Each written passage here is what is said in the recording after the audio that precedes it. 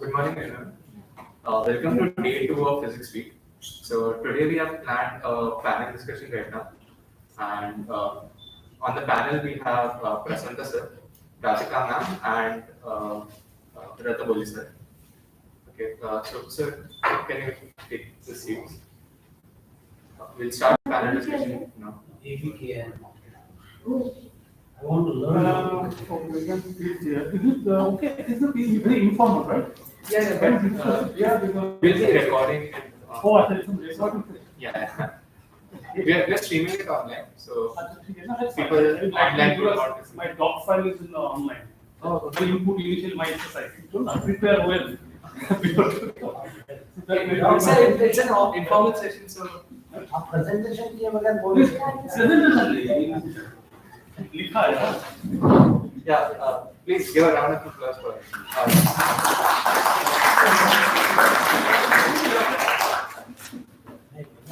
Sing Gaurav. Yeah. He sings.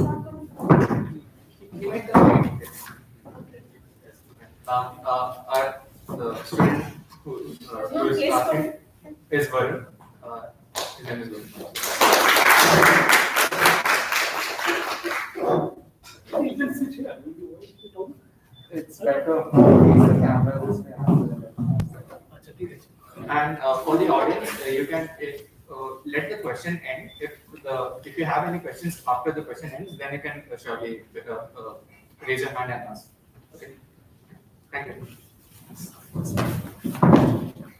Good morning to all the profs. I'm a second year and I'll be asking you the questions today from the panel. So I'll get straight to the question. First question is, what are the qualities of a good physicist, and what do you think? When do you think one can call themselves a physicist? You can maybe take turns answering the question. Okay. The point is that if you look for, I must admit that actually I had some input in this type of things. I know that actually I just search for the Google. So what Google says? Okay, that's very good, right? All that you are doing, let's say what Google master, Google Uncle says. If you see the state of straightforward word, let me read it. Then I will give my version how to understand those set of things. Okay, what Google says that he or she, okay, he should be an expert in his her field of work and should have a good communication skill. Fine, whatever you are doing, you have to express. Fine. With strong scientific ability, he should be able to think clearly and logically with a methodical and analytical approach to work. It's very things that if you have to gain the mastery of certain subject, you have to follow certain tricks or certain disciplined approach. Right? It shouldn't happen that way. All the Feynman has a different attitude. What this thing? He should be anyway. That I'll say later. And he should be patient and persistent with a long-term vision. Okay. And work well as a part of a team and be able to present his and her work professionally. That is in conference, workshop, theory, he should be able to present. And lastly, he should be able to encourage young students, okay, who want to choose the physics as a career. So there's a standard set of this. One is for his own personal development. Another is that how he communicate with the student, how can encourage the students so that this thing. One is essentially the societal responsibility. Another is essentially toward his own academic responsibility, right? If I would be called as a physicist, what I should do, what the society expects from me. Society means they are not only that I'm talking about students, my peers, and other things. Correct. So physicist essentially, if he or she is doing only his own work with sincerity, but somehow he's decoupled for the outside things, I don't think I should call him a good physicist. He may be a physicist, he's very successful in his academic area, this, everything. But the point is that if he is disconnected, okay, if he's unable to encourage the students to help them to take the decision and all these things, so then I think he should be called the physicist. So physics is a combination of all these things. Personal accomplishment, that is very good, but the point is that beyond the personal accomplishment, there should be some kind of responsibility that he should do. Okay.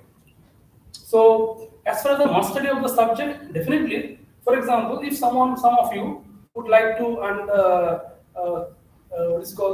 want to be a physicist in the future, so very plan actually that you have to make at the very beginning of your career. For example, this is the high time, right? high time, and also maybe in the first and second year it will be too early to take a decision. So what do you need to do? How to become a physicist is a very, very broad question. And you should know when you ask that question. Although you have some passion about the physics, but to become a physicist, first you have to know indeed you are capable, or indeed your passion is very strong enough so that you can be a physicist. Right? When it is, let's say after the second year, or let's say in the third, first semester, once you know all the subjects means your CTC and electives, you have some grip, then you will be able to convince yourself, yes, I'll take this as a profession. I'll go in that direction, and I know actually what exactly I'll do. That decision-making thing, that should come from within. No one should tell you what you should do or what you should do. Right? So that means that how to become a good physicist, if you have that question, or let's say what qualities I have mentioned. But if you let's say how to be good physicist, so that you have to wait and watch. Watch how you do in course of time. Correct. And I don't think actually there is a one straightforward answer. When do you think one can really call themselves a physicist? Because it's a lifelong learning processes. Sorry.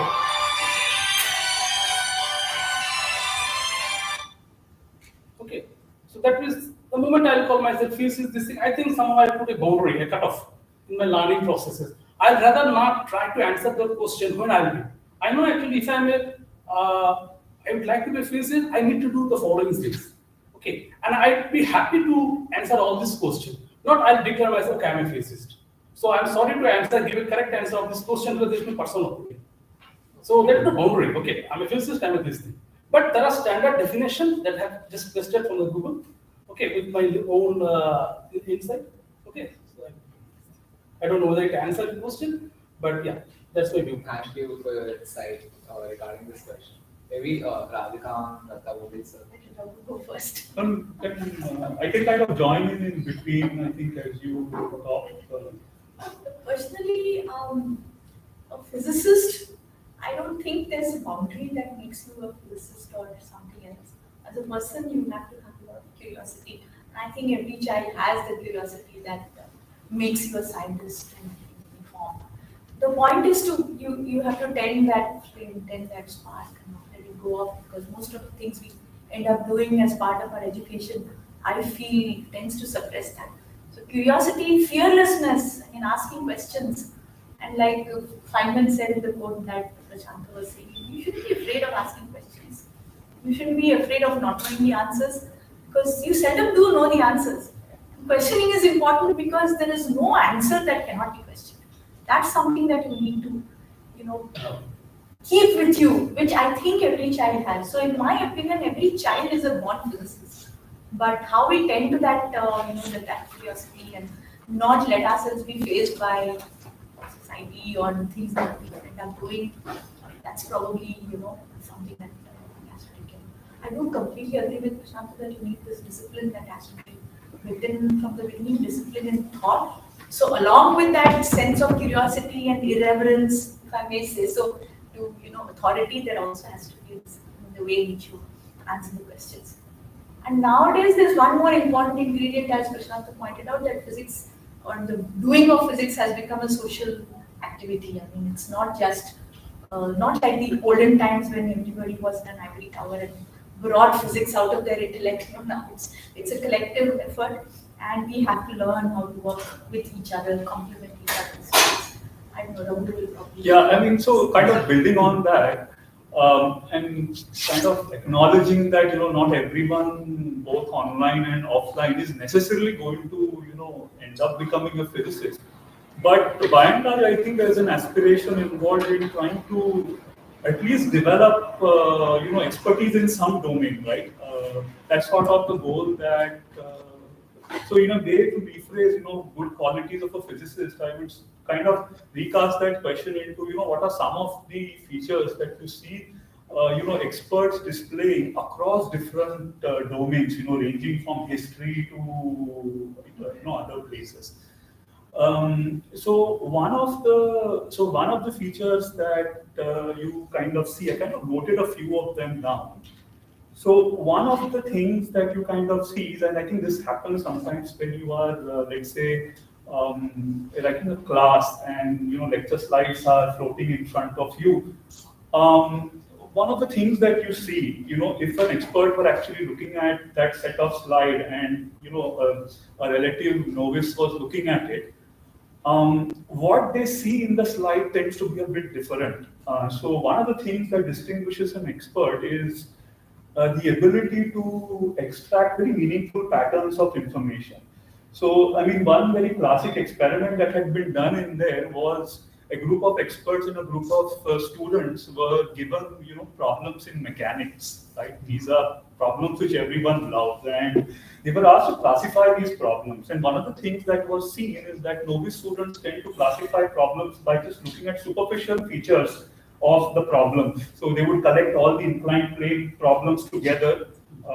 On the other hand, experts, what they do is they tend to organize problems by concepts. So being able to sort of, whenever you're in the process of studying, right, one of the things that you see really good physicists display is that through the learning of the subject, they kind of mentally develop these really good, meaningful patterns of information, if I may call them. The other thing is, I think, every subject has an enormous amount of factual data. And one of the things that I got petrified by was when I was looking my son study history, right? There was so much amount of data. And it is, while some of them can be naturally good at memory, it doesn't go very far. So what you need are connections to be made between this entire factual data. And so one thing that you see experts do is, in the mind, it's not just a whole collection of facts, but those facts are kind of arranged within the conceptual framework. So what that really does is that whenever you need to retrieve the fact, you kind of can really, pull that out very easily. Otherwise, it becomes, mentally a very huge burden.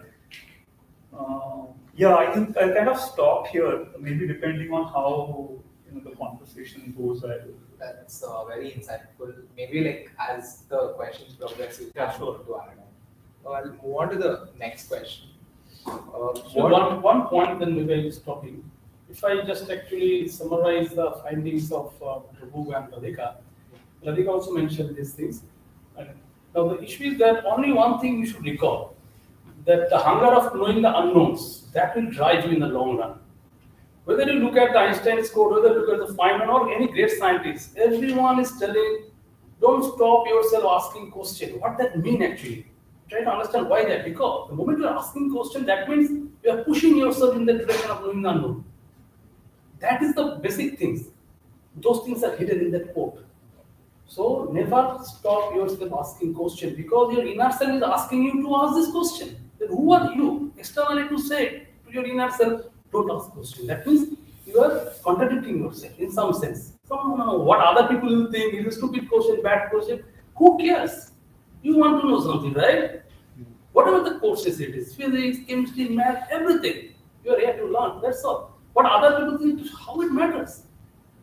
So that things that you should be very clear what exactly you want. There should not be a contraction between your inner self and the external things. Forget the external world.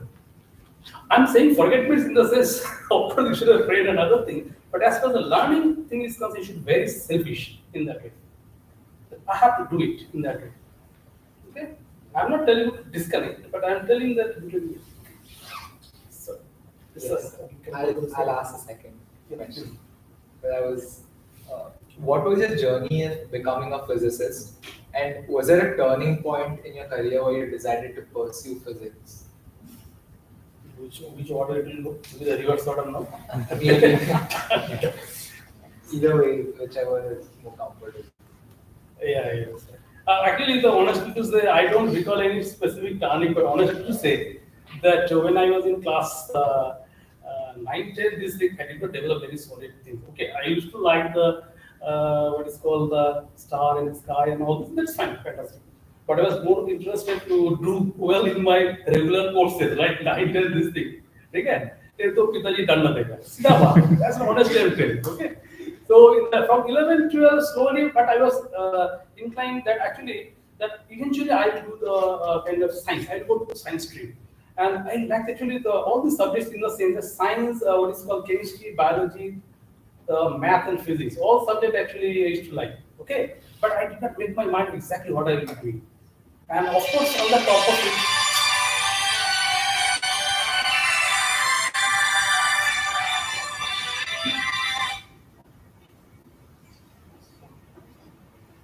yeah. So in fact, actually, I was interested to take mathematics as my profession, and I got admission in Jalpur math honors. But somehow I later found actually I like mathematics, but something different actually you want in addition to math. In addition to math, that actually drives me in the physics. I don't know whether if you call that is my turning point in choosing a physics career. Okay, it is so. Otherwise, there is I don't recall any this thing. And after that, okay, the regular the MS. Then I took the admission. Okay, I did.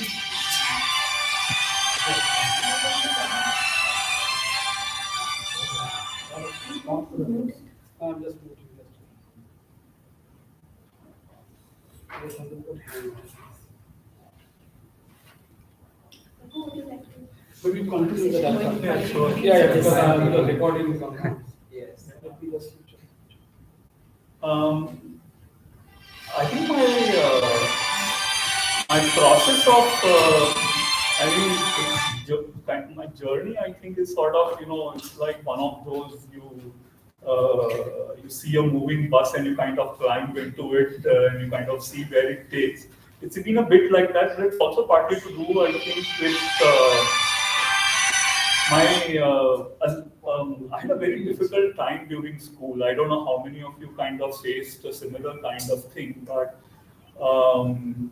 schooling was one of the worst periods of my life. And I mean, there were good things that were existing during those times, which were like, there was this thing called grace marks which existed during COVID. And I wish I had kept my report cards because they were all multicolored. And there would always be every year, there would be a +10, a +15. I somehow scraped myself through in the following years. However, for me, the thing is, in spite of all of this, I think a lot of people don't realize that, I mean, irrespective of that performance, there is a certain logical faculty which is still operating within you. So for me, probably a little bit of a change started happening. And I think the earliest I remember that I had a huge difficulty with, so this was my first experience I had with a really good shopper in my class trying to explain me something, and that was the concept of a modulus. Okay, so the definition said mod of x is equal to x is greater than 0, and it is minus x if x is less than 0. But all these examples that were given, if it was mod of 3, you got the answer 3. If it was mod of -3, you got the answer 3 again. But somehow I felt it was not correct with respect to the definition, because in the definition you could see a minus x. And so I kept insisting to this classmate of mine that how is it? So then she told me, what you got to do is you look at the mod and pick the number and put it out there. I kind of took that description and I just scraped my way through. But it was at a later stage when I was in 9th, I kind of recalled that incident. And it occurred because by that time, I think my abilities, algebraic abilities were really blooming. And I kind of at that time figured out that this particular domain is what was, a domain of interest for me. And I think it started off for me over there. In my BSc, I was very lucky because unlike in many colleges connected with the universities, where sometimes, teachers may not necessarily have a lot of experience with doing good teaching. Perhaps it also boils down to the places that they have come from. I mean, without kind of judging any one of them, all good individuals. But I was blessed with a few extremely good teachers. And I think that certainly, contributed heavily, in terms of eventually getting me to pick physics. Coming a little bit further and kind of when I look at the migration further, I think the the BScs, I had done a BSc in physics, and they unfortunately don't expose you to anything on the engineering side, right? And they kind of give you an impression as if engineering is something different from science. But the truth of the matter is engineering is exactly like science. There's no difference between the two. But that kind of caused me to continue to stick with pure sciences and kind of not look at engineering. That's the unfortunate thing actually I sometimes think. But later I think in terms of my choice for picking up high energy physics, I think it was just absolutely incidental, because the place where I was looking to run away from Mumbai to any other place, which so sometimes things completely unconnected with your passion can help you make a decision. I wanted to run away from run away from Bombay and probably from the influence of parents, and just wanted to be all on my own. And the only option I had was Bangalore, and I was part of the Center for then High Energy Physics. So my kind of fate was kind of sealed because of that. And, there were a wonderful set of people in the center, and I kind of really learned a lot from each one of them. So, yeah. That sounds really great. I think a lot of people can relate to that. So, would you like to continue? Yeah, I think the point is that continuation. That specifically, I don't recall there is any turning point. Maybe okay, if I that call that actually I would like to have something beyond the mathematics. This in addition, not beyond that. In addition to mathematics, something. Then I thought, why not? Why not physics? Look, the way you have this kind of session and interaction where you can think about of choosing a certain subject, we don't have that kind of opportunity. As you were studying in the university, all universities, this is true, a fact in all universities, because there is no cohesive existence of engineering and science. That is why even some engineering can be a good scientist. For example, if you know Jaswant Gupta, who is that Sky India chairman, okay, now in India, he's actually basically an electrical engineer. So it's dark. So it's clear. Okay. So was Bhava. Bhava also the Mechanical engineer. mechanical engineer. The point is that actually, I think our government should think something beyond that, like IITs.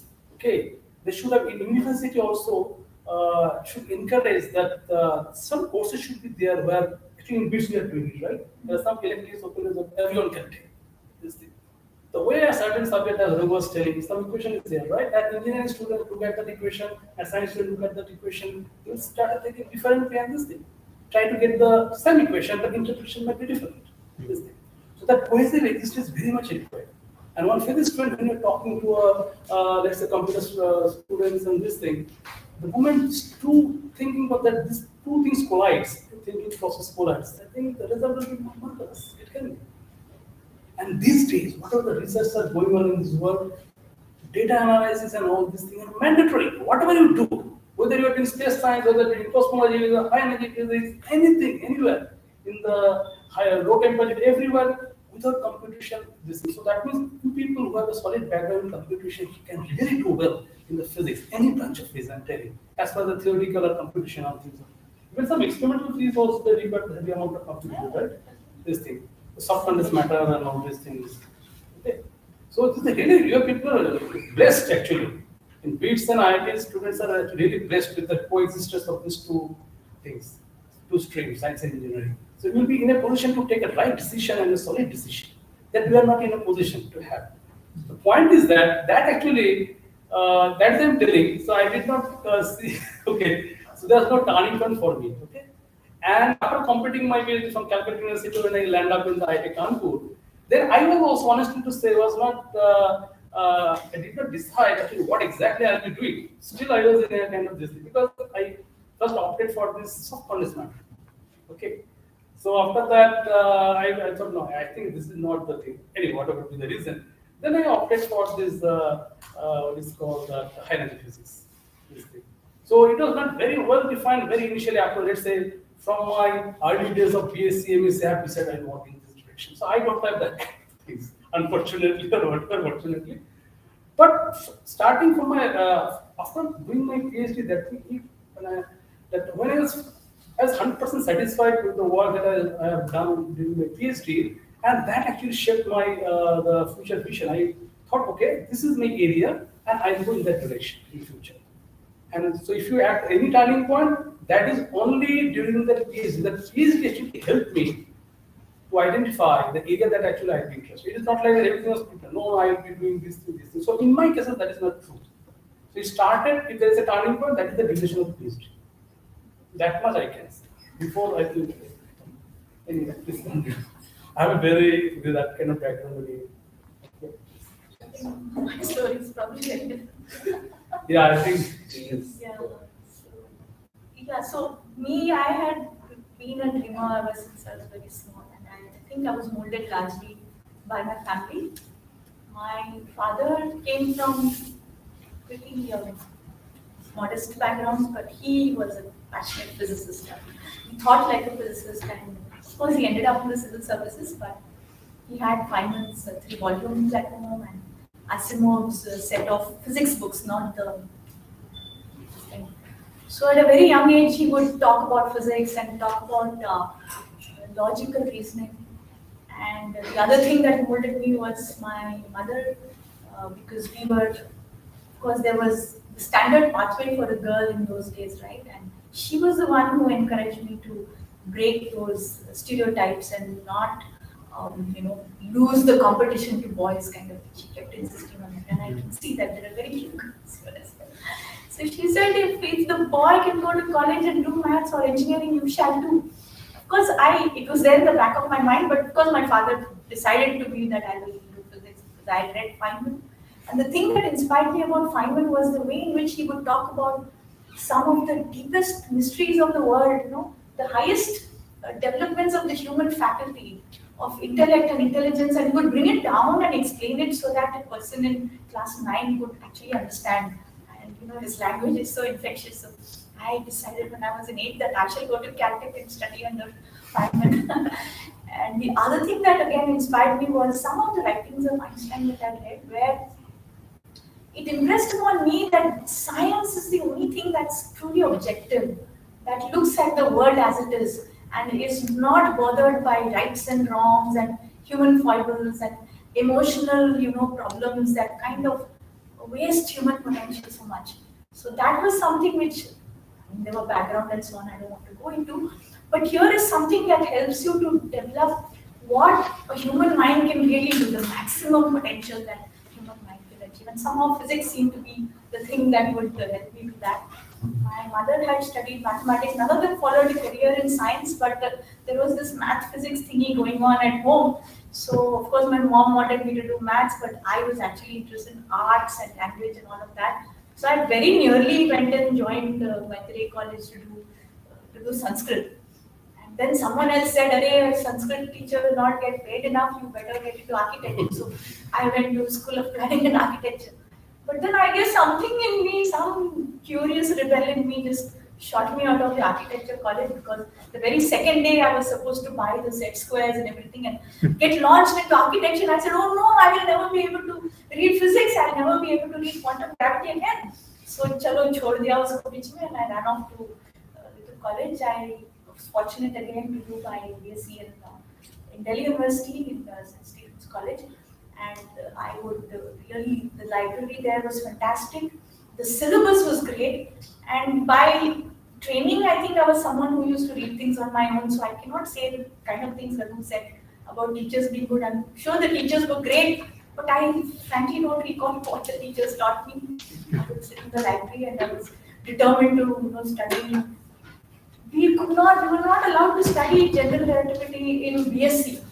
Our teacher told us, no, that is too high for you. And then someone sneaked in from, there's the center for, I forget the name, yeah. There is a center for thinking that started at that time in Delhi. NTU?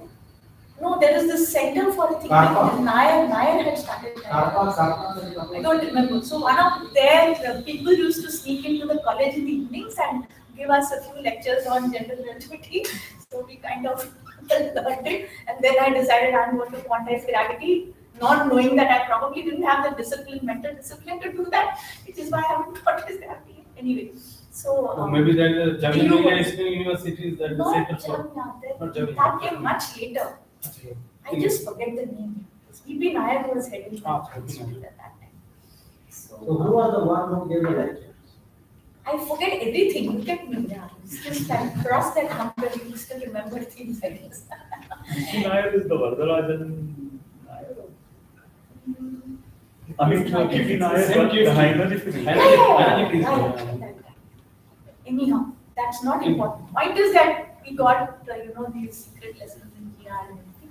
And from then on, I kind of didn't look back. Of course, I wanted to go to Caltech, but this person was sitting in the USFE, it was the consulate which gave you your ticket to write your SATs and everything. They somehow discouraged us. Probably they were right. We didn't have the financial means to go to the US after your BSc. They said you go after your MSc, go for PhD, blah and blah. So I didn't cross the seas. I stayed in India, did an MSc in IIT Madras. So there was a lot of engineering stuff there, as you say.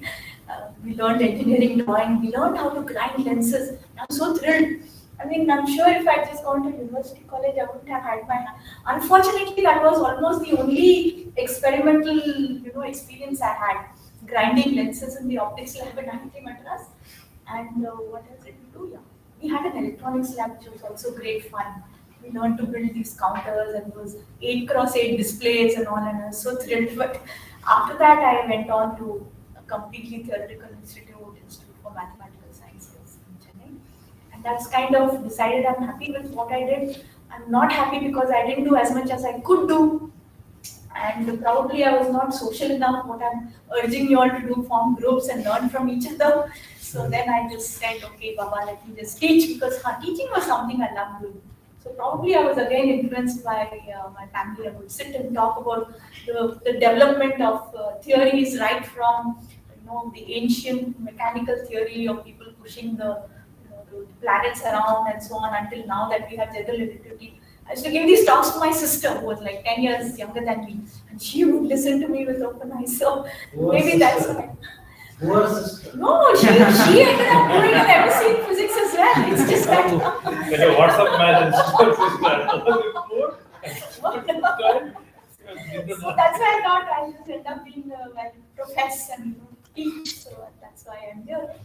So right, and now fortunately this is giving me some chance to do a little bit of research as well. So that is my story. Not great, but Those inspired are some really interesting anecdotes. Yeah, but I think quite independent of much of the journey, I think I would still say that wide and varied experiences, right? Sometimes I think one is too busy, often wanting to pick out of a multitude of options that you have at a given time, sort of the perfect option, thinking that, I have to finish such and such by so and so time. I think that that's not a very great way of going about doing. You have to be a little more, risk prone, and you have to go and experience a few things. Because one of the things that I have, seen is that the contact that you get by virtue of maybe sitting into talks, listening to other people speak, I think can have a tremendous impact in the way you think and the way you communicate with, other people. And I kind of don't mean, sort of be able to do that with a scientific spirit, and I think you learn a lot of that from. I always remember this very well. I had, so in the department where I was in, there's a very famous physicist by the name N. Mukunda. I absolutely adore a lot of the work that he has done, and he's a marvelous individual. And his contributions to just the field of education in terms of what he has done is just really amazing. And I was grappling with some issues there, and I kind of gone in to talk with him. And he speaks very little, right? And it's like even when he cracks his jokes, you have to really pay attention to them well to understand what that joke is. So you will actually see there are a wonderful set of group theory lectures that he gave in IMSC, which are up on YouTube. So he asked me, after listening to what I said, I kind of spoke for about 5 minutes, and he said, "What is your question?" So I got so frustrated. And I kind of told him out of frustration that if I knew what to ask, I would have come to you. Oh wow. That's very insightful. To know which question to ask, like that's probably the hardest part of being a physicist. Know Yeah. the right question to ask. I think at this point, I just recall one quote. I don't know who is the scientist. So, from the speaker's point of view, understanding the question properly is the half the answer that you're going to give. That is very important, this thing. So, I think it fits in this context. And I think a You lot of wonder all us over the world all these things, things, but a it's lot not of us the right are question. like unable to talk properly to the professors because That's not we are very- not sure of what we want to ask. Yeah, it is in some But sense the there's student's something responsibility. that's But bothering the us. professor should have the intuition to understand exactly what you intend to ask. So that's then we are called the professor, right? Otherwise, everything is transcribed, student, then you can get it in Google, right? Or some other resource. I would also kind of echo it and say that you should still go and talk, right? Yeah. Yeah, you should. Let's not, You should you have. should be, willing That's to the put up thing. with this kind of thing. I think The barrier you should Yeah. not create between. So always feel free and know what's Many times in just trying to articulate what is that inside thing that you're talking about, Yeah. you yourself come up with the right question to ask that. Correct, happens correct, Very correct. often just in talking. But you have to provoke yourself. You have to provoke yourself. Yes. Ask. And I think that makes perfect. So initially you may be very hazy and not clear. But as you express yourself more and more, you develop the skills to hone in to what it is exactly you want to ask. I think More that, importantly, it improves your thinking process. You begin to think in terms of specific things rather than broad generalities. Well, this is what I don't understand. That's what I don't understand. So Yes. even to identify things that you don't understand itself requires some experience in trying to formulate the questions and trying to ask them people and so on. The other thing I wanted to add to what I heard here is that failure makes a better man. yes. Very The problem with people coming into elite institutions, such as BITS, IITs, etc., is that they have never failed. Okay. Right? Now, some of us who have come here have been buffeted by so many failures that our coming here is a miracle. Okay? And I personally feel that I'm a better person because of those failures. It makes you a strong man, both mentally as well as physically. So this kind of issue that you have, that, oh, I got this plan, so on, all of that stuff crumbles when something doesn't work out. Yeah. And then people lose hope and they say, oh my God, my life is finished. No, that doesn't happen. Actually, that's when your life begins. Because you're actually facing reality at that time, not just your imaginary reality. So I think you need to have more courage, more flexibility in what you want to do, right? And the ability to take the ups and downs. Some professor may say some silly things about you, which may be true. You should be courageous enough to accept it. Rather than give that poor guy bad feedback.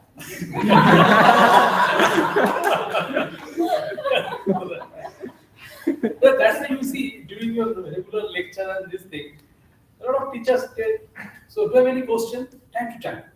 Okay, do you have any question? Please ask this thing. So why this thing? Because teachers are not, particularly during the online session, you cannot see your face and this thing. Otherwise, if it is a live, this type of class, looking at your face, you can understand whether you are following or not. But online, you don't have any option. You cannot see. So it is your responsibility that you should ask questions and this thing. Okay. So whatever is Professor ABK is telling, it is very valid set of point. Actually, you should remember throughout the journey of your learning process or whatever is happening. Okay. So don't stop yourself asking questions. Einstein's. Always ask questions. Okay. We'll move on to the next question. Also, yes, don't stop. We are following true and spirit. Also, in the middle, if anyone in the audience wants to ask Yeah, I a think we question, should be please also- feel free. Like, don't Yeah. hesitate.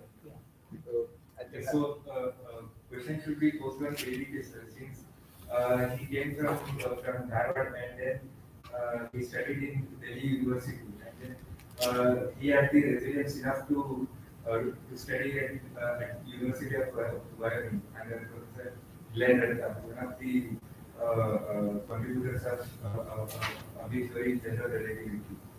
So I think yes, I should really speak about the way he he worked till there. So can you Yes. please share? So please, we have another chair. Yeah, I was. The other chair is No, we have another chair. Yeah.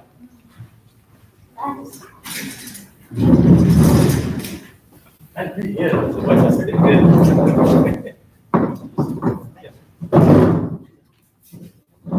Well, when I get started, you have to make an effort to stop me. Okay. And it is the same story often told. I don't know, people may have heard this before. But basically, let me tell you that my entry into physics was when I was in the fourth grade, fourth standard. At that time, my father was studying for some examination in AMIE. He did not have the benefit of formal education. He had two interests in mind. He wanted to be a literary person who would write novels and poems in his native language and my native language, which is Kannada. Okay, and he even attended 1 year of college in arts. But he was also interested in science and mathematics. He was very interested in that. So he could not complete his arts. He quit that, and then he came to the city. We were in the district area at that time. He came to Pune from Dharwad, and then he took up a drafting course. And that's when his interest in architecture and engineering took hold. And he wanted to do engineering through this associate membership of Institution of Engineers. And the initial portions that he had to cover for getting a degree there is physics. So we had a lot of books in physics. And there were two books that I was particularly impressed with. One of them was a very nice, simple, readable book in optics. And the other book was slightly harder. But the interesting thing about that book was that at the end of that book, there was a life history of variety of scientists with their photographs.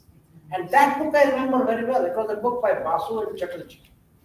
So I don't know whether anybody has heard of that book, but it was fantastic. And later on, I was also able to get a hold of a book by Duncan and Starling. That was also a fantastic book. So these were all British authors. Okay, so I think you were impressed by American authors early on. And there is a difference between the British authors and the American authors. And later on, I also got in love with the American authors. So that was when I started. I mean, my classmates did not even know that there was a subject called physics, and I knew it.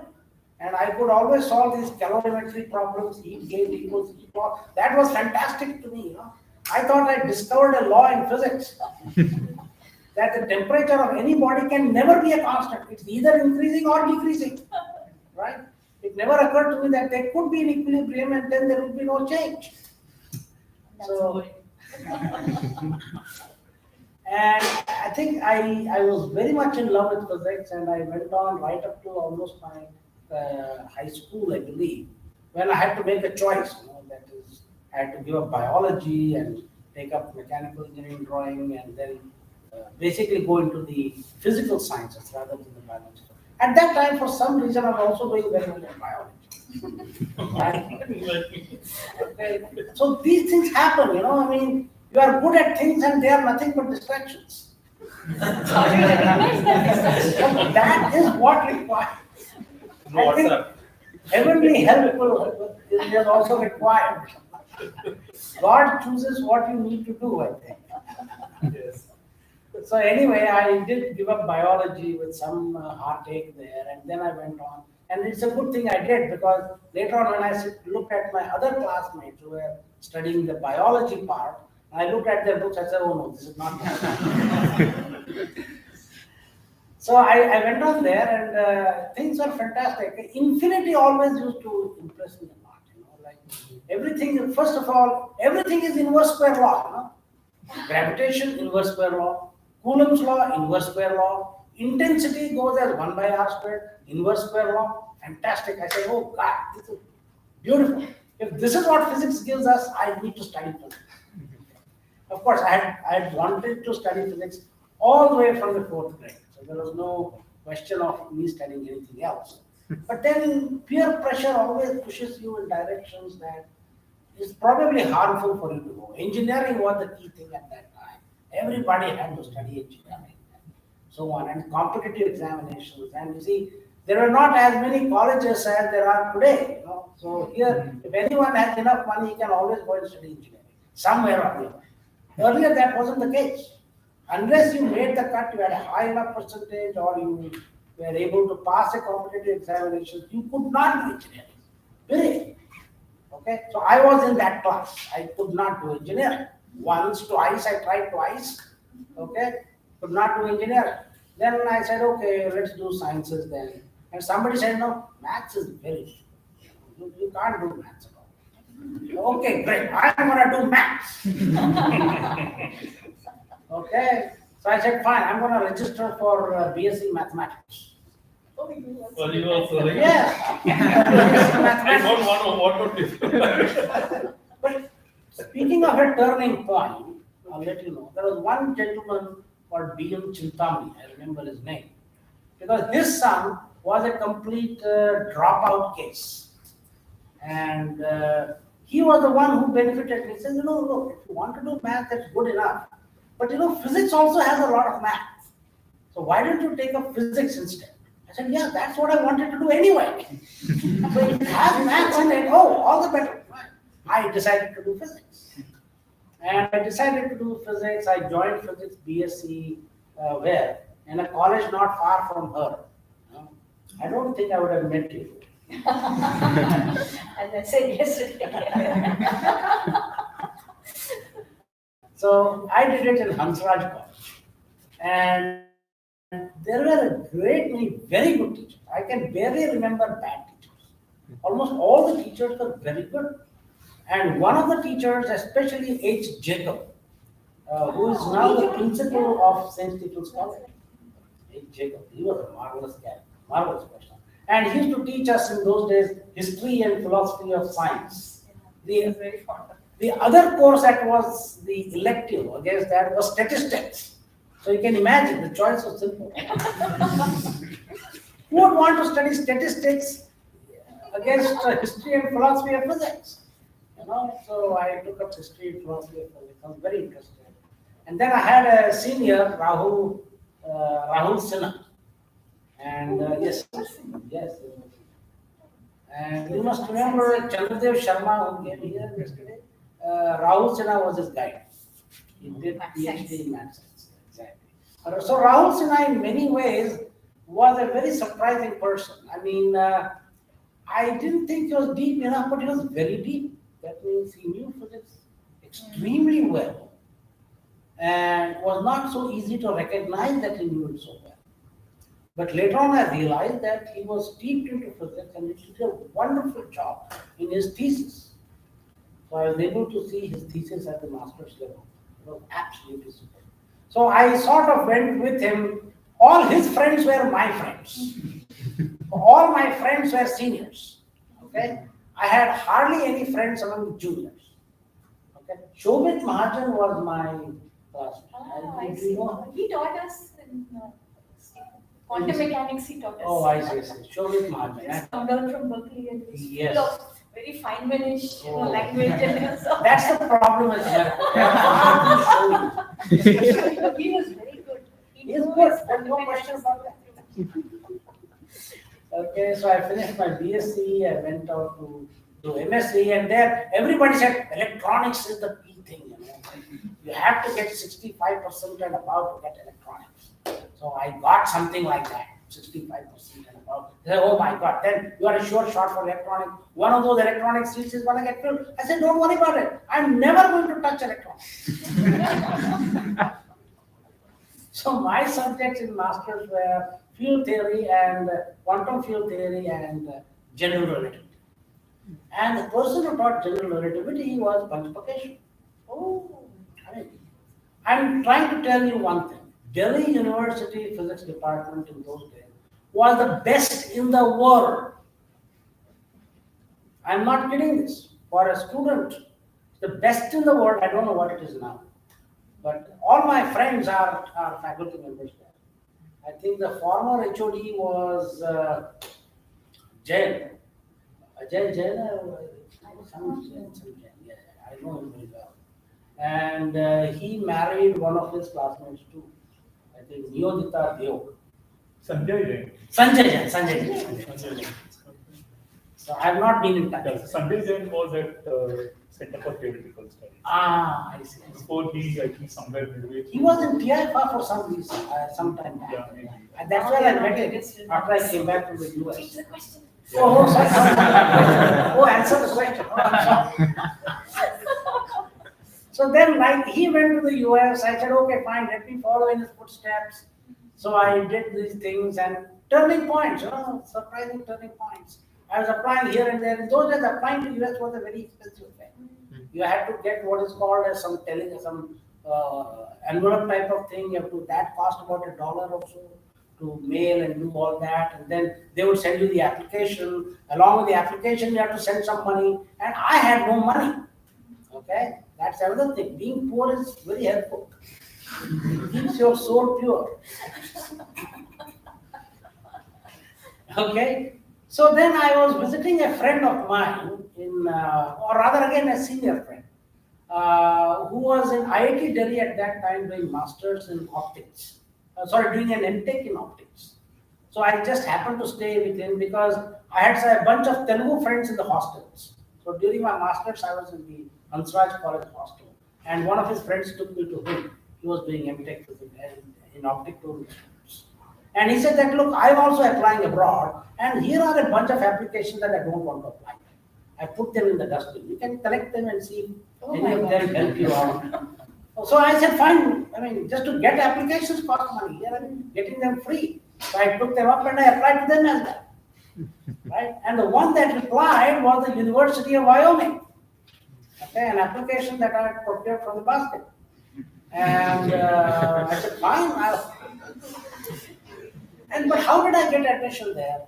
I was doing a thesis with A.N. Mitra at that time. And A.N. Mitra helped me in more than one way.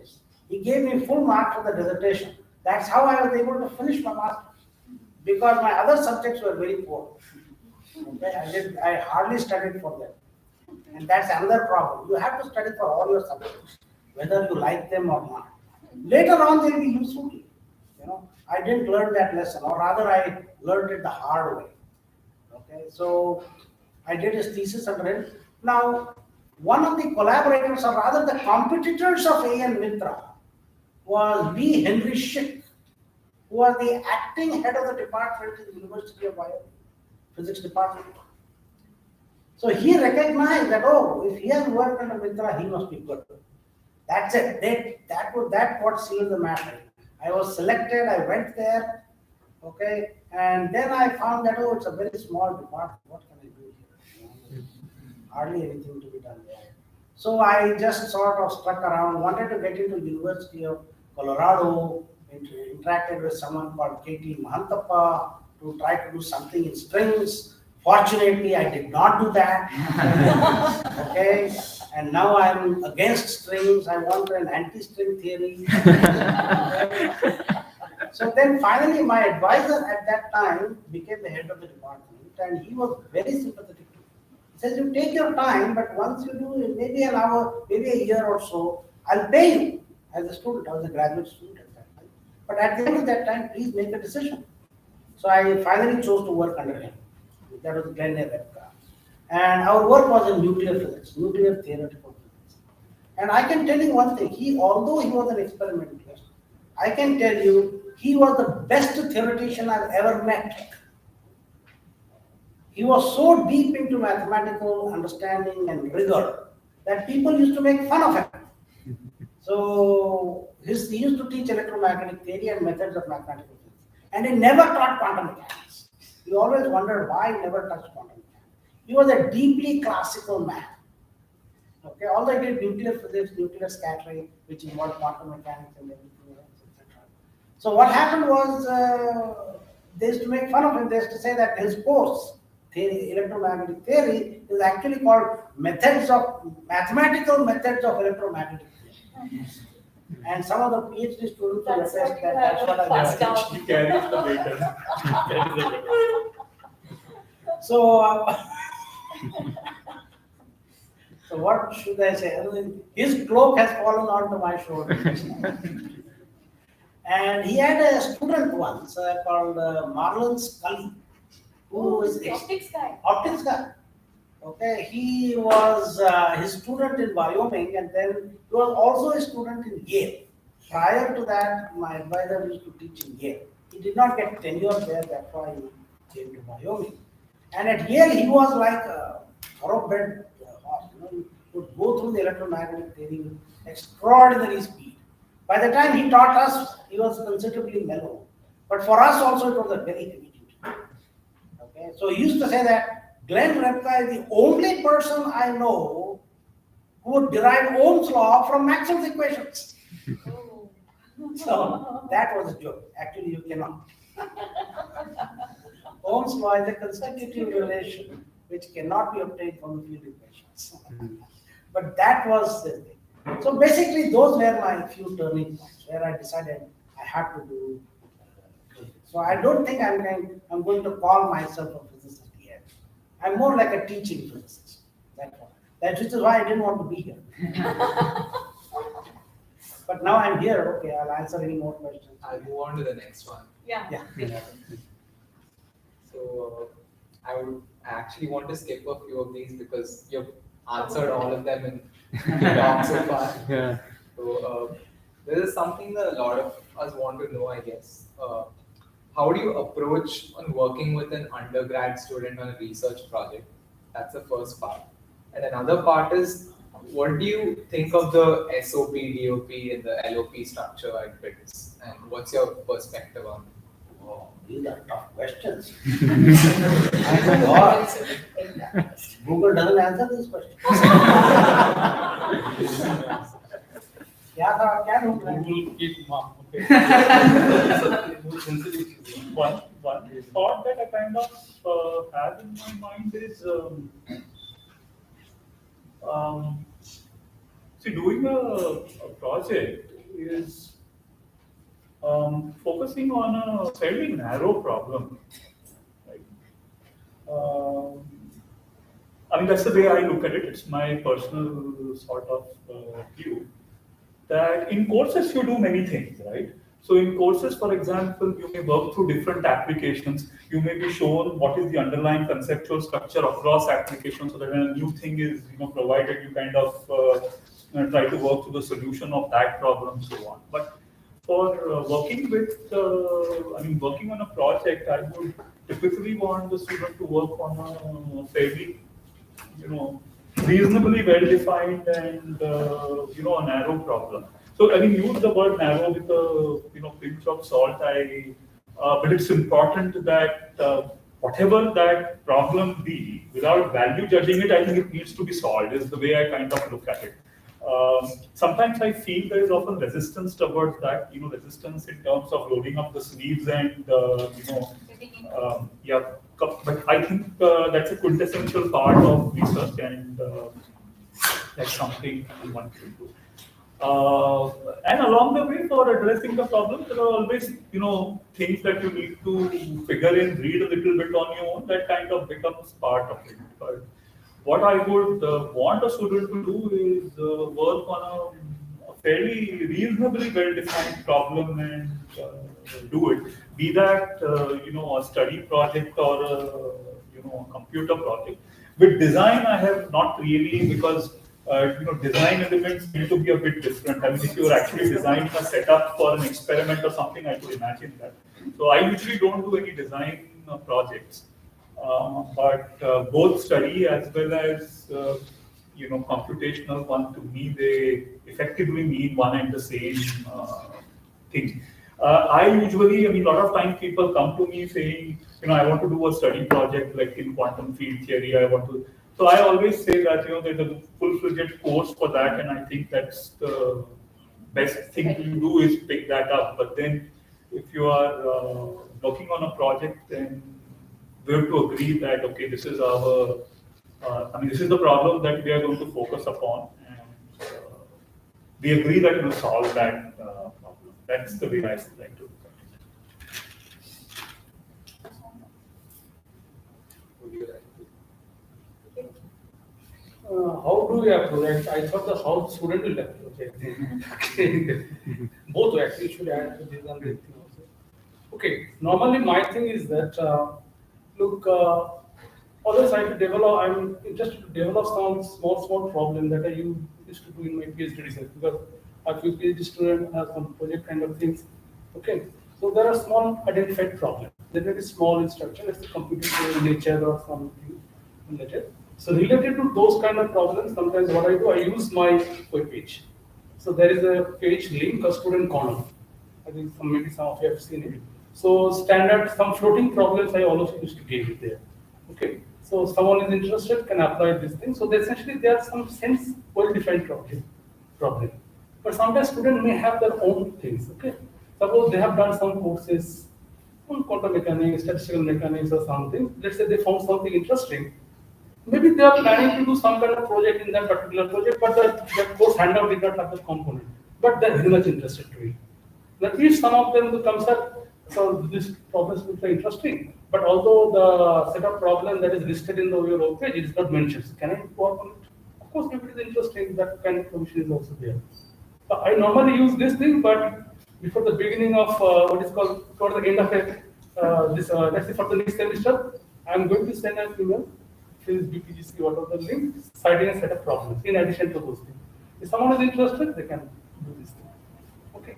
But the question is that the second part is that when you should apply for SOP and this thing. So I'm adding a question that when a student should think there's a right time to apply for an SOP. But before that time, you should know what kind of problem you're going to work. And you'll be in a position to take a decision only after doing all your CDC and what is called elective. Unless you know the existing knowledge, or the existing thing that we are offering to different courses, this thing. So I think you will not be in a position to take a right decision. So इसलिए whatever courses are available, do all these CDCs and all this with utmost sincerity. Every course has something to offer. Every course you can learn a lot of things, right? Electives, this thing. And in some of the electives and CDC, there are small project component which cannot be covered in your courses. So take those project components with utmost sincerity. So these will eventually build up to take a right decision of choosing a right SOP problem at the right point of time. Okay. So my question, attend all CDC classes with utmost sincerity and all this thing. Help yourself. Okay. Okay. So yeah, that's all. I think that much I can say. And the existing structure, I think, is it a part of your question or this thing? Yes. Part of your question. I think the existing structure, whatever we have, is quite good, flexible enough. The point is that instructors have a lot of flexibility and the student also exercise that kind of freedom to this thing. Only thing is that we have to see how to use those things. Students, how to use that opportunity. Faculty, how to, they have to see how things are worked out. Right? So, yeah, but you have to always be careful that when you should do and what you should apply. Okay. So there are some related issues. I think maybe this thing. I think interdisciplinary. I think you are having that questions. Maybe, Yeah, maybe I'll answer something related to that thing. Yeah. On interdisciplinary. Okay. So I think I'm just postponing that answer. Anyway. My own take on SOP and SOP, LOP is out of question. Difficult to find me in the lab. So SOP, I think I've not had a very great experience with many students, but 2 or 3 students do stand out in my mind who have done a fantastic job. There's one person who did a fantastic job without being an SOP student. He handed me a bunch of papers, a sheet which I still have now, by the way, on notes on statistical mechanics. Ashok Ajoy, he is now faculty member where? Berkeley, in the chemistry department. And that doesn't surprise me because it is actually physical chemistry, more related to statistical mechanics. Okay, so he was just like out of the order. There was another guy, what is his name? Chicago. Onkar. Onkar. I also, I add after him. Onkar Parikar was probably among the best students I've ever known. Okay. Surprising thing is, I met him even before he came to BITS. I was in the habit of giving talks to various schools and colleges as a member of this IAPT. And he had come to me at that time with a paper written on something on tachyons. And he said that certain equations could be interpreted correctly because some minus signs cancel out and so on. So I told him, well, tachyons are really unphysical. I mean, nobody has had much success with any theory that includes tachyons. So that was my interaction with him at that time. And then he came to Brits and he was absolutely marvelous. I think he was more, I think, well taught by Suresh. I mean, Suresh had the best opportunity. I mean, many students gravitated to him. Okay, and they didn't come to me, they were reflected off me too. You wrote a paper on the tipping of a quantum Yes. pencil. Yeah, that was very nice. So apart from those two, and then there were two girls who did a wonderful job in simulating how collisions happen inside a body and how the distribution of these particles changes as the piston moves away. So that was a very good thing, because it turns out that I was interested in those kinds of problems, thinking that perhaps the solution of the Boltzmann transport equation could give that. But the problem with the conventional solutions of the Boltzmann transport equation is they do not include boundaries. So my question is, how do we solve a problem in which boundaries are present, and more important, what happens if there are moving boundaries? Okay, so I said, well, we cannot solve the problem analytically, let's try simulating that. If I can at least understand what are the main features of the situation, then perhaps I can build a theory that actually analytically calculates it. So these two girls did it. They were both in computer science, they were not in physics. They did a very good job, they were able to get a pictorial representation of the situation. It was a very good piece, very good job. So that was one thing. Another person came to me, Nisa, I believe his name was. He had a project completely planned. I mean, I was like, my job was just to sign something, right? He came and did a fantastic job. He was in quantum theory in curved spaces, and he did some Unruh effect and all of that stuff. It was marvelous. He wrote a thesis, and I learned from what he wrote. So that was how good it was. This is what I'm trying to say. If students are motivated by passion to do something good, they end up doing good. Okay. One more case, yes, Raghav Verma. Raghav Verma, I think. No, yeah, his name is Raghav Verma. You guys know him? He was. Okay. Very surprising that he did a project under me. It was a terrible project. Didn't do anything wrong, right? But then, as a condition of this doing project, I asked him, well, you have to give me lectures on differential geometry, in which you talk about this 3+1 decomposition. Okay, and he gave a fantastic set of lectures. It was difficult for me to follow. Some things went over my head. Okay, I think he got a fantastic grade simply because of those lectures. I had asked him to write up something on this template matching that I talked about yesterday.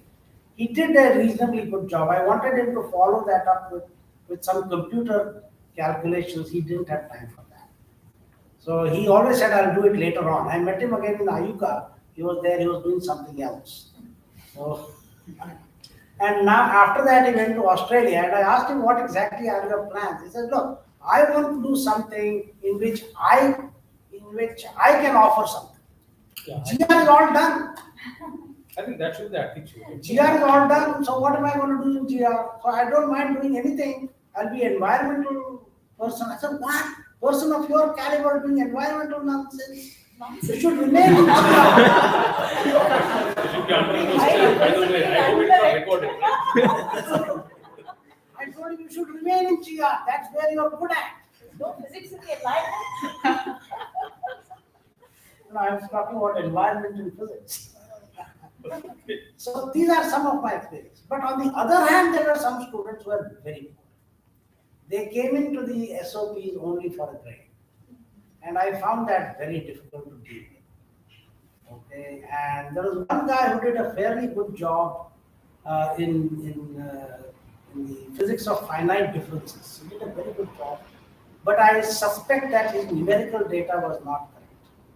He had somehow hastily put something up and there was nothing I could do. There was another girl who did her work, but then she was lackadaisical. And then I said, I'm not going to give you a grade. So she sat in the vacation. I gave her an I or an X or whatever, and I made her work for 2 months or 1.5 months. And then I think she was able to give a grade. I was able to give a reasonably good grade. And that thesis was very good because I wrote most of it.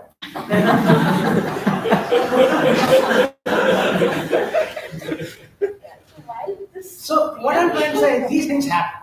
So I've had good experiences and sort of not so good experiences with this. Yeah, but that said, I kind of also wanted to say, since there was all this discussion going on between, kind of good students and poor students, the one of the things I kind of don't like about that line of conversation is because it brings my childhood angst into picture, right? And it kind of gives a feeling as if these are some determined things. Yeah, I mean, you need to be sort of inherently good at doing something, then only you can do that. The truth of the matter is that, I mean, in this endeavor, there are very distinct components which are involved. And we may be good at certain components, we may not be as good at certain components. And there's a lot of work which has happened in terms of, identifying what are those practices in that any scientist and engineer, a person in science and engineering follows, and if we kind of identify what those deficiencies are in us. So, for example, we might we might be remarkable in terms of applying mathematical and computational thinking, but the issue might be not being able to argue based on evidence. That is, you're talking something, but you're unwilling to argue it through an evidence. And if you look at, for example, how you write a report or how you write a thesis, you can't write something because I feel like that, right? You have to be able to provide evidence for what you say, which is typically done by clearly indicating what you say, right, is based on which particular set of references, right? In which papers those things have been established. So if we are able to identify, these components, so some people may be good at mathematical thinking, but their ability to do computational thinking might be poor. For example, I could fall into that kind of category. Then I know I need to focus on that particular area. So there are sort of 7, 8, big components which, are typically known in science, right? And engineering as well. And I think if you kind of go over those, it I think can really help, us individually improve in a sort of a tailored kind of way. So. That's where in all of these projects, I think the person's some self-discipline is very important, because the freedom that is given in the project is like, there has to be discipline in the freedom. So that is something that the students have to bring in. We cannot impose it from the institute.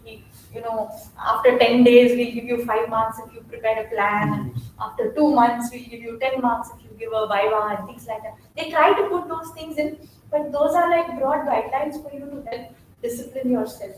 And within that, when you interact with the guide, it helps you to determine those things, those deficiencies that you may have, like Raghu was pointing out, so that the time that you spend at one semester is actually well spent. Whether you are intrinsically good at it or not, there is some skill that you learn through that process. That I think is.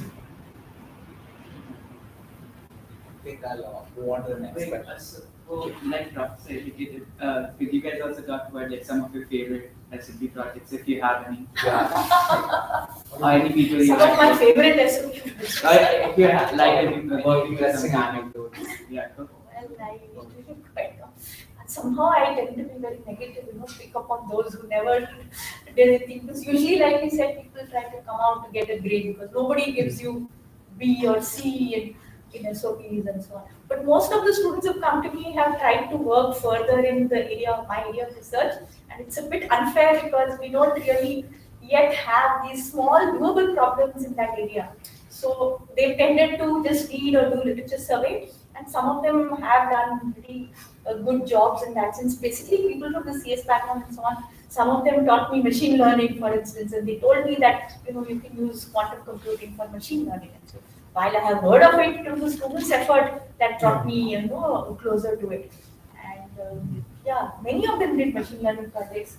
One or two did some algorithms, and some of them even tried to develop, modules in these computer programs that are used to simulate quantum computing. Two or three of them did that. And there's a large volume of students who did music-related problems. I mean, they used AI programs to do mood recognition. Some of them did, they did some principal component analysis to try and recognize the raga in a piece and so on. So they brought in signal processing ideas to music and all of that. And so they would do this recording. One or two even tried to do this brain activity mapping, and they were planning to go to Wiki's lab and see how the brain is activated by different tones or the musicality of a tone and so on. Then the pandemic came in. But these were people basically who came in with their own ideas, and I was just the catalyst to make their ideas progress further. A couple of them did an analysis of the auditorium for its acoustic failings, and they went and got the blueprints of the auditorium and tried to find out the blind spots where the sound was not coming and where should you place the speakers so that you get good sound. They did that whole simulation on a software which we didn't have, and then they managed to get the pirated version. So they were so It's driven. very encouraging, by the way. Put it on for it. So most of these success stories were students who were self-driven and self-disciplined in what it is that they wanted to do. So like I said, I was just the catalyst sitting there and helping them, get some grade for it. So that's very encouraging when you see people like that. You point out that's possible. I mean, you can get to do things outside the constraints of your discipline or the courses that you choose. I think SOP is mostly what is called the self-driven approach, where you get the opportunity of exploring yourself more. The regular courses, CBC, that we are teaching, whatever you are giving, you are taking as an input. But SOP essentially, most of the time, all of my colleagues are telling, actually, we have the opportunity to learn from you. It's the other way around. Right? You should be passionate about as far as the delivery of the SOP is concerned, not the faculty, right? Okay. And in my things, actually, I recall again that Omkar's this thing. Actually, he did one project on that variable formulation of gravity. That I asked him to, you don't have to try, you just do your calculation. That 8 pages calculation, I think 8 or 9 pages, this thing. So wrote it in hand and just gave it to me. Fantastic things. Still, I have with me this thing. And some students in future, I think he was an extraordinary student. We always found him essentially in a histogram. Any courses.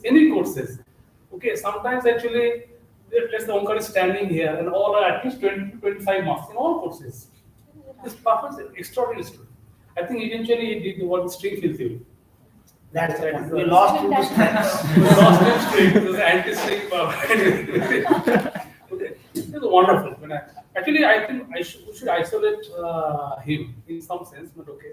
But whatever the other regarding the other student, I have also a similar kind of experience. Whatever they are telling, I don't have to repeat those things. Some are very good, and most these days actually I'm trying to learn the machine learning and deep learning. Typical financial has to be this problem. If you see my currently running project, the SOP project problem or the things I am planning to do, mostly in that, because I would like to learn the application of this analytical tool. Okay, as far as the problem that I am currently doing. So data analysis, the application of machine learning, deep learning, all this physical, astrophysical, this problem. So at least in the days coming, actually I would spend much of my time in that thing, because that will help not only my this money. You have to. I will teach from you those tools and this thing. So SOP in that way, that if you are interested in those kind of things and the application in from the HEP or speech problem, definitely you can apply.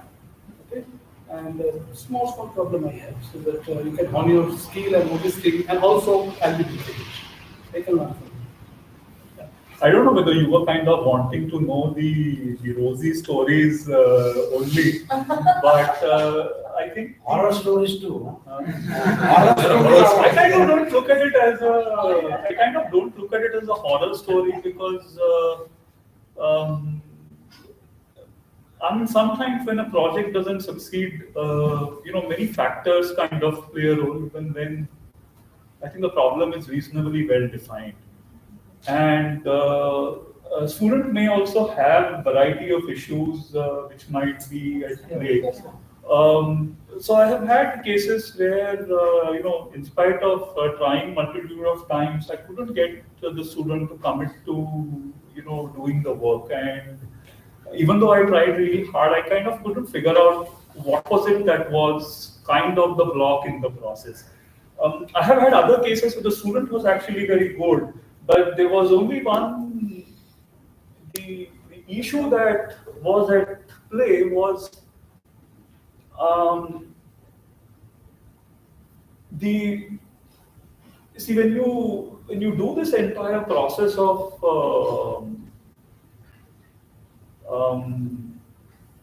evaluating a lot of the research publications and kind of synthesizing and putting together it as maybe an introduction in the report, and you have different images, figures, etc.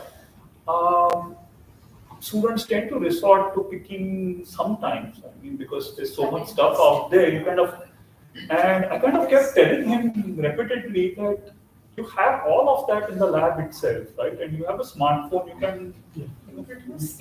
can make your own thing. So sometimes there can be smaller parts involved in it where you kind of just need to work and make sure that you need to write in your own words, right? Honesty. You really need to put in an effort to write in your own words, even if it just means putting together just a single page on whatever it is that you are talking. If you are able to very clearly articulate why is it that you are writing whatever you are writing on that piece of paper, what it is about, and how do you do what you do. If you are able to kind of put those things together, it can really hone your writing skills. So I have had different cases where, so one student I worked with was absolutely great at managing time and project. I mean, I'm really bad at that, but he was extremely good. I mean, it was like I was kept on my toes. So it was one of those rare cases where we used to meet 3 times a week, and even if I got 5 minutes late, the guy would just hound me. But then it was good because, by the time we finished and then we spent another 4 months talking informally, I mean, some very interesting stuff came out of it. So there are kind of pros and cons to things. I wouldn't say that, in terms of people like Ajoy at a very early stage had a very unusual maturity that you see with, which is a kind of an exception. I mean, I wouldn't fall into that category, neither at his age nor, I don't know, 10, 15 years later. But for others, I think I say that there could be some places where there is deficiency, but then there are other places where they kind of tend to be very good. So you kind of just need to work on those parts where I think there could be a deficiency. I can narrate one case where we had a student from electrical engineering, and I'd asked him a rather simpler problem. Look, supposing I'm going to have some apparatus that is going to give me currents of the order of nanoamperes and picoamperes. Can you find out nice techniques where I can measure them, okay, with complete accuracy? That means very low current and very low voltages. How do I do that? And he was just able to get one paper in some of the IEEE journal. That was it. He just wrote about maybe 2 or 3 pages from that paper, okay, and he was unable to. There are apparently some tools where you can analyze a circuit using a computer. I said, okay, make a simulation. So something goes in, something comes out, plot me some graphs and show. He would not do that. The problem was I could not communicate with him, he would not communicate with me, and we had to hire an interpreter. The interpreter was another very junior faculty member in that department who was somehow very friendly with me. He still is. So he used to visit my office often, and once both of them came together. And I said, but can you please explain what this guy is talking about? Because I can't understand the word he says. So I think it was because of that interpretation, this fellow was able to get some grades. I don't think I gave him an A grade at all. I suspect I probably gave him a B grade and let him go. But sometimes it becomes so very difficult because people refuse to open up and talk or listen or learn. They are not there. They are only there for a grade. And they have it in their clear mind. If I do so much, I must get this grade. No negotiations possible. I can't ask them to do more. I can't ask them to do less. That's it. So if you have a closed mind when you go and approach a person for doing a project, then I don't think the project will not be successful. You may still get your grade. I mean, you may, what should I say, inveigle a good grade out of this poor instructor. So he may just give you a good grade so that you don't bother him anymore. Okay. But I don't think that's a way to win a good grade. I had a question. Yeah. So before actually approaching a professor for a project, do we actually have a project idea in mind, or if we do have an idea from like how do we develop an idea? Because we are new to this field altogether, right? So what do we go through? What do we read? And how do we exactly approach the entire thing? How do you get your own idea? I don't think there is an answer to that question. Yeah, I think it would work differently with different people. If you stumble upon something that interests you, right, please follow it. So we encourage you to follow that. So Yeah, what I, for you just- example, would, for example, not necessarily expect a student to come up with an idea. to come up Some with of an us try idea, to and publish. I would kind of talk with the student, find out what they really. I mean, while on one hand, one is not expecting, one necessarily try to, sort of say that, okay, there's a lot of stuff happening in this area of research, so I need to, kind of connect up with that, or you go and look up the prof's webpage and see that, okay, he does this kind of stuff, so find some way of remotely connecting yourself with that. I mean, I don't think none of that really, makes any difference to me. What I usually would do is I would look at the year in which the student is, look at what courses they have actually done, right? And for me, what they have done and what they have understood and what they can do with what they have understood is a major deciding factor for what I would end up assigning to them, right? So if I know that the student has actually finished, let's say, just a course on EMT1, I know exactly, what are the things I should, I will have an expectation of what the student would know. And there are many things that you can do, even with a subject like electromagnetic theory, which involve methods which are still currently practiced in a variety of other domains. And physics one also. You can just pick up a problem which is based related to that, and your outcome might be learning a lot of the methodologies which are used elsewhere. So, I must point out that there is a difference in the SOPs offered by engineering faculty in the engineering department, or let us say the humanities department, or in the economics department. So there your work could actually translate into, say, publications, because the level at which they do things is probably commensurate with the level that you would have already achieved through, let us say, 2 years of your studying various subjects. The disadvantage with physics is that if you want to do something significant, the requirement of the level is very high. Not always, that's what Is it? No, I'm talking about if you want to do something significant. Right. So at least a person who is involved in wanting to do something, let us say, not necessarily at the forefront, but even say 10 miles away from the forefront, the requirements are still much more stringent than in the other departments. In chemistry, for instance, you do stuff in the lab. In biology, same thing, do something in the lab. But in theoretical physics, things are a little difficult. And unless you have a certain minimum mathematical ability.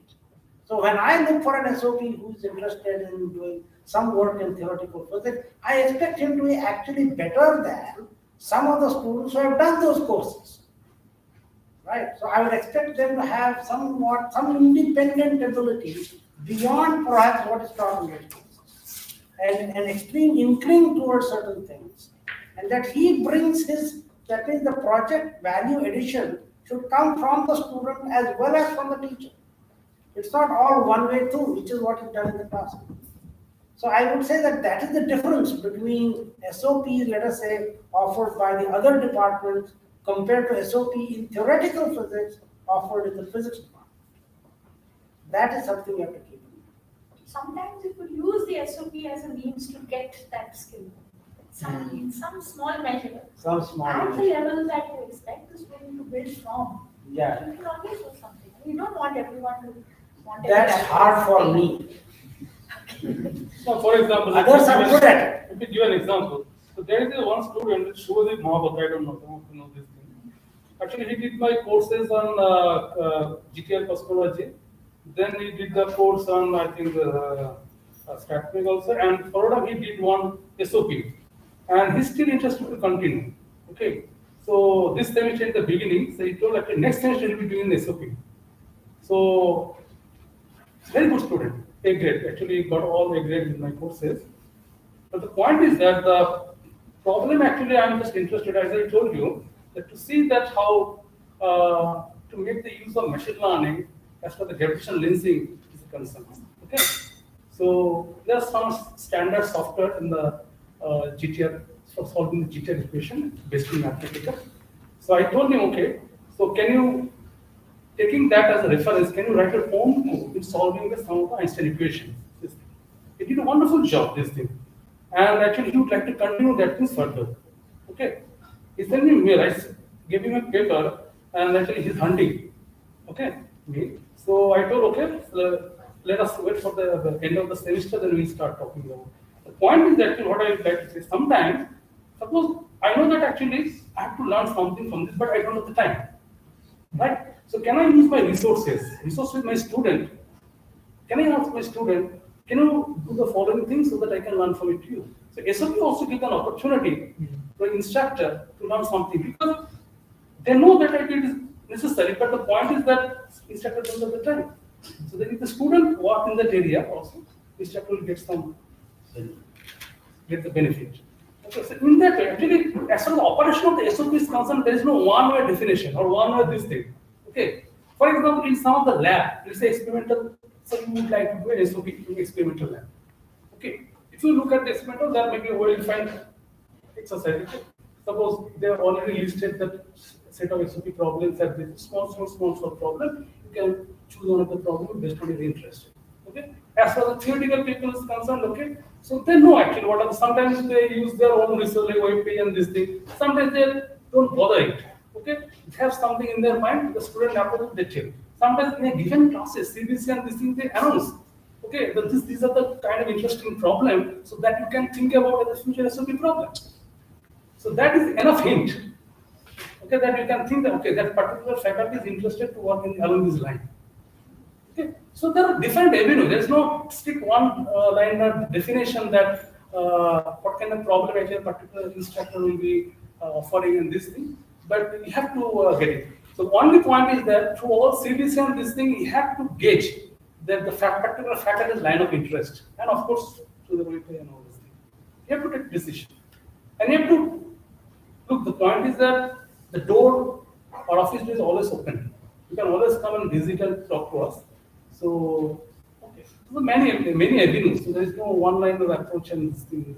I think to that extent, if you have an idea which is like not necessary, but if you do get an idea by like reading some research, at that point you can look for research like interests of the faculty and approach them instead. So it's not necessary to get the idea for the SOP, but if you have the idea, you can turn it into an SOP.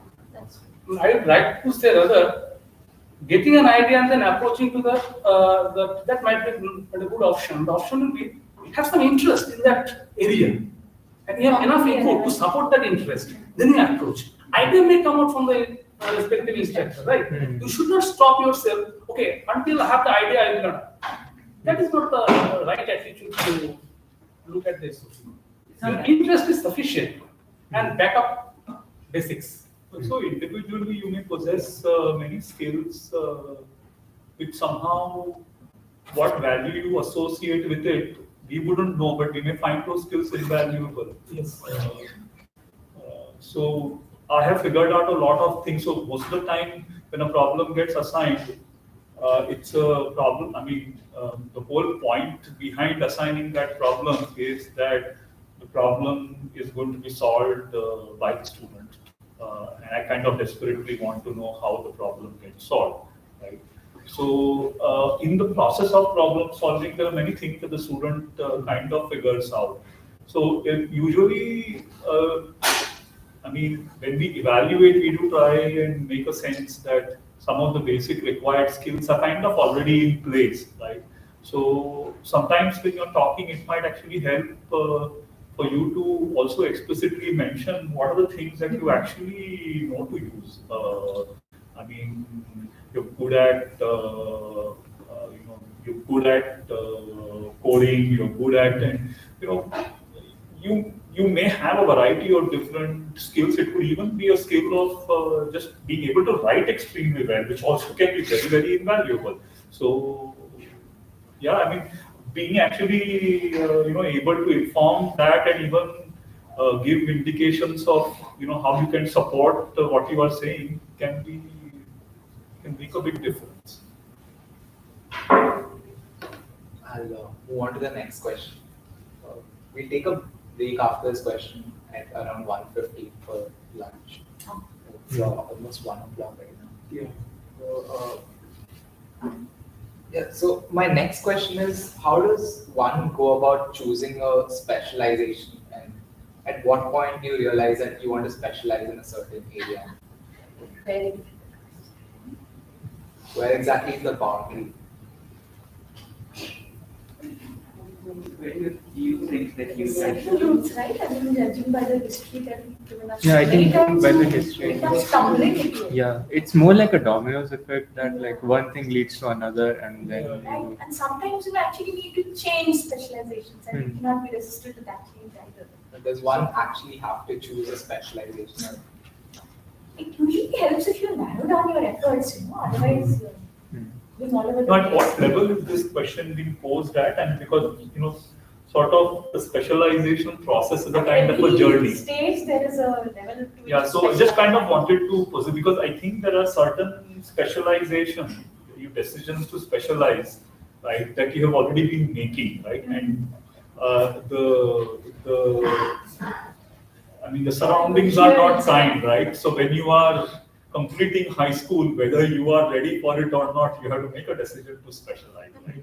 So I mean, it's unfortunate probably, and it's a very critical decision that people end up making, and there's no reverting back from it. Like when I chose science, if at this point in time I felt that maybe I should have done commerce, I don't have the option of going back to that.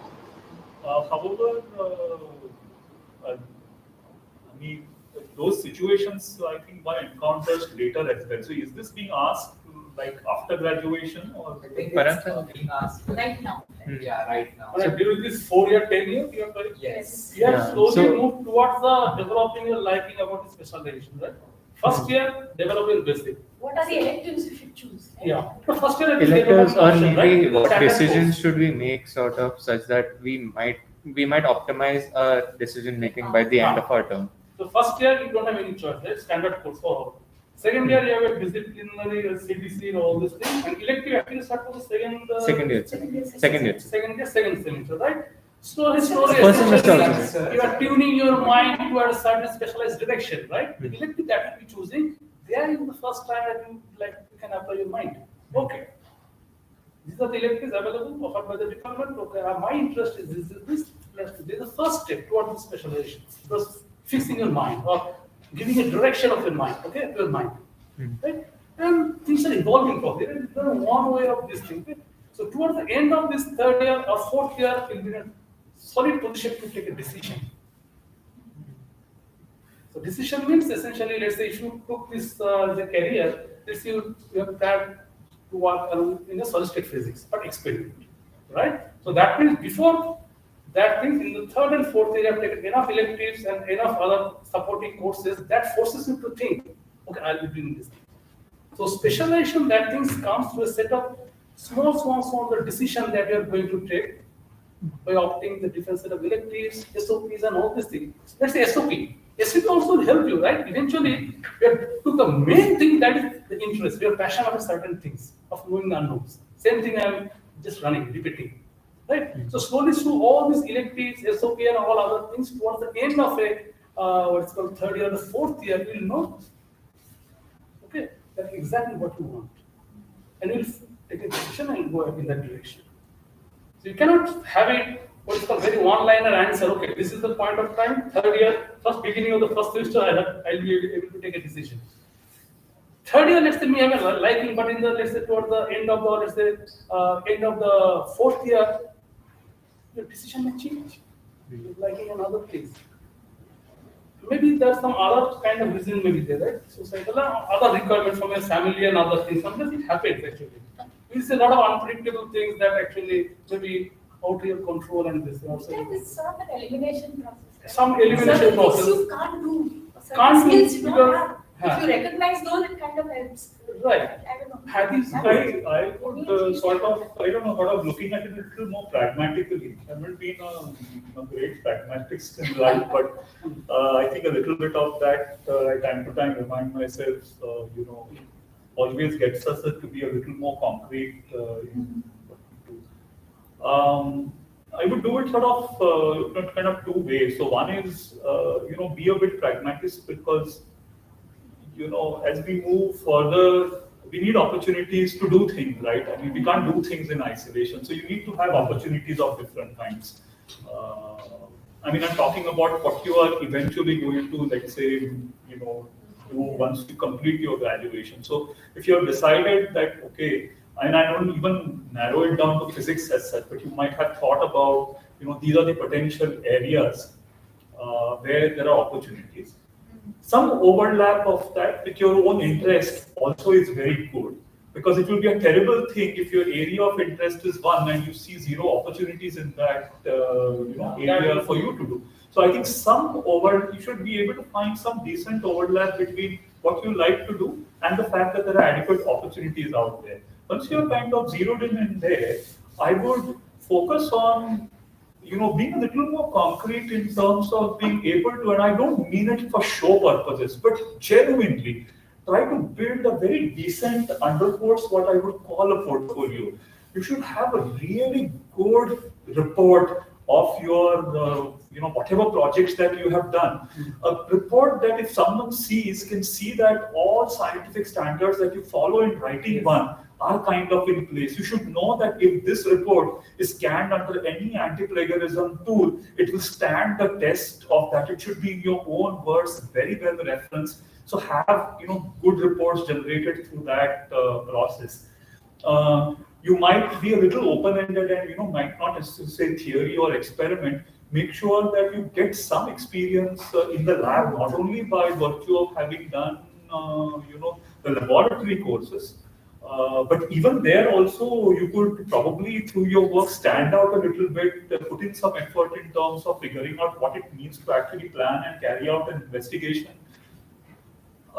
So build these different pieces and then you actually highlight some of those, and I think it will really go a long way. I think one of the things that, when you're writing a recommendation for anyone, or even when you're speaking about yourself, if you can provide evidence for what you are saying about yourself, that I think is much more, it becomes believable. You know exactly what you are signing up yourself to when you admit the student into a program. So I would kind of, some people may say that this looks like, you have a checklist and you kind of tick those off.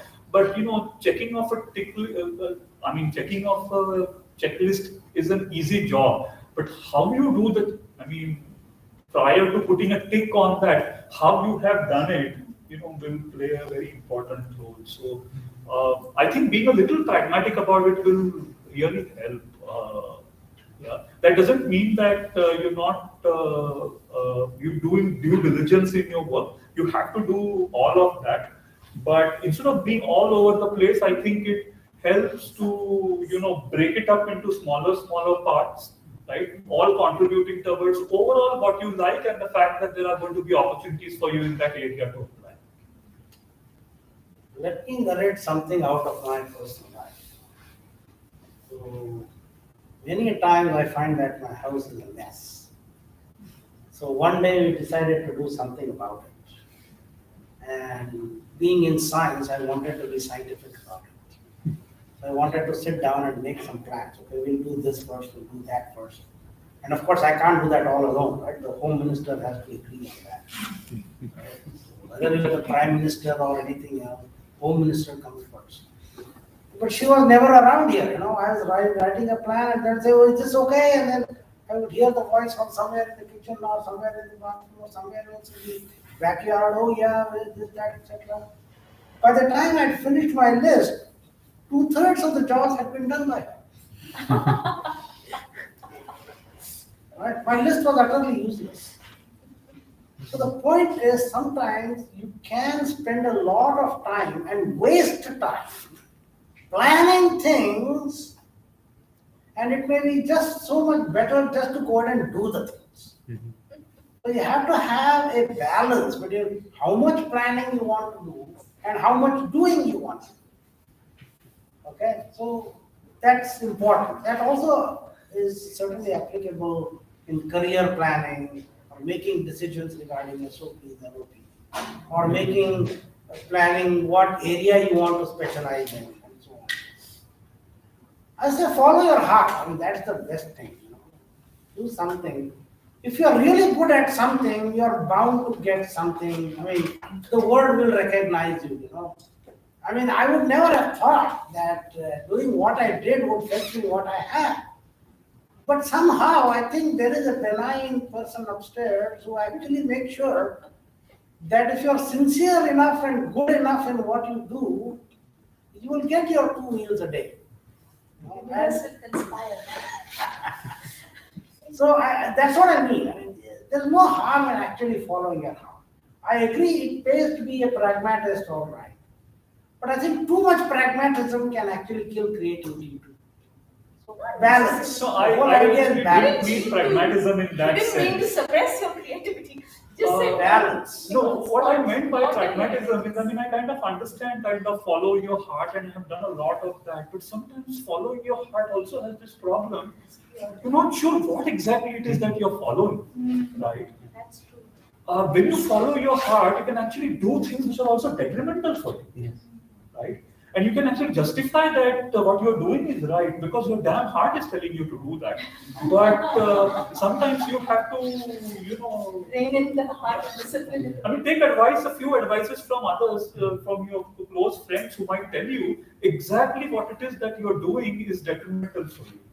Right? I have done that a lot of times. Sometimes we just do things by virtue of habit, not knowing that what we do is just bad. So I think a little balance is kind of required. Following your heart could lead you to procrastinate quite a bit. That is the most common malady that's happening. Or you're just so confused, your heart is So beating in decision so from many your different brain, directions that you just don't passion know from what your heart, but you need a delicate balance between the two. Don't be guided by only by brain or only by the heart. Okay? Combination and this thing. I think that solves the problem. Okay. I'll ask one last question. Go on a lighter scientific note. The heart that we are talking about is also in the brain. That heart has just the job of making sure that it keeps the body alive. Oh, I love that. Okay, so I have a last question. This is kind of a combined question of sorts. I'd break it into 2 parts. One is, what kind of advice would you have given to yourself if you got to go back in time and to your undergraduate days in physics? And another part of this question would be any significant mentors or anyone who's given you good advice in the past which have helped you out at this stage. which you're thankful for? As kind of like an ending. Well, again, digging from my own personal experience, because I suspect the answer requires looking at your personal things. Right? So, like I said, I mean, the so-called turning points were made by several people. I mean, as I said, this gentleman Chintamani, just one sentence of his actually was a turning point. I would probably have eventually done physics, but maybe with a maths background. The other turning point was one of my uncles. At that time, engineering was such a great thing. I said, okay, fine. There is a place in Faridabad which has a post-diploma in mechanical engineering. So I went there and visited them, and they said they never got students as good as I was. I mean, they were amazed. Oh my God, this guy has come here. I was treated like royalty. Okay, they said, you come here, you just come anytime you want. You are in. Don't worry about the admissions and blah, blah, blah. Right? I said, okay. And then I found out, well, do you have hospital? Yeah, we have got 6 people to a room. I think that sort of put me off completely. And then, but the point was I was ready to go because I had to do something. You have to earn something too, right? And at that time, people who did physics had only one option. They could become bank probationary officers. Some of my other colleagues became medical reps. So I said, my God, I mean, look at that. I mean, when you talk about pragmatism, no matter how much you like physics, you have to worry whether after doing this, am I going to be doing those things? So my uncle said, look, you wanted to become an engineer, right? So even if you do this, you are not going to become an engineer. They're only going to give you a diploma. Yeah, that's right. Why should I do something that I don't want to do anyways? So my uncle was a turning point. He gave me advice, and that advice was a good advice. So sometimes your heart can lead you wrong. But the real heart was in physics, so that's why I went back to physics and did physics. So this is important. I think you have to follow advice. You have to listen to people. And first of all, you have to make sure that those people have your benefit in their mind. Some people may give you advice so that you do things for their benefit. There could be some selfish people who do that. You have to be able to distinguish between your real benefactors who may not say kind words to you, right?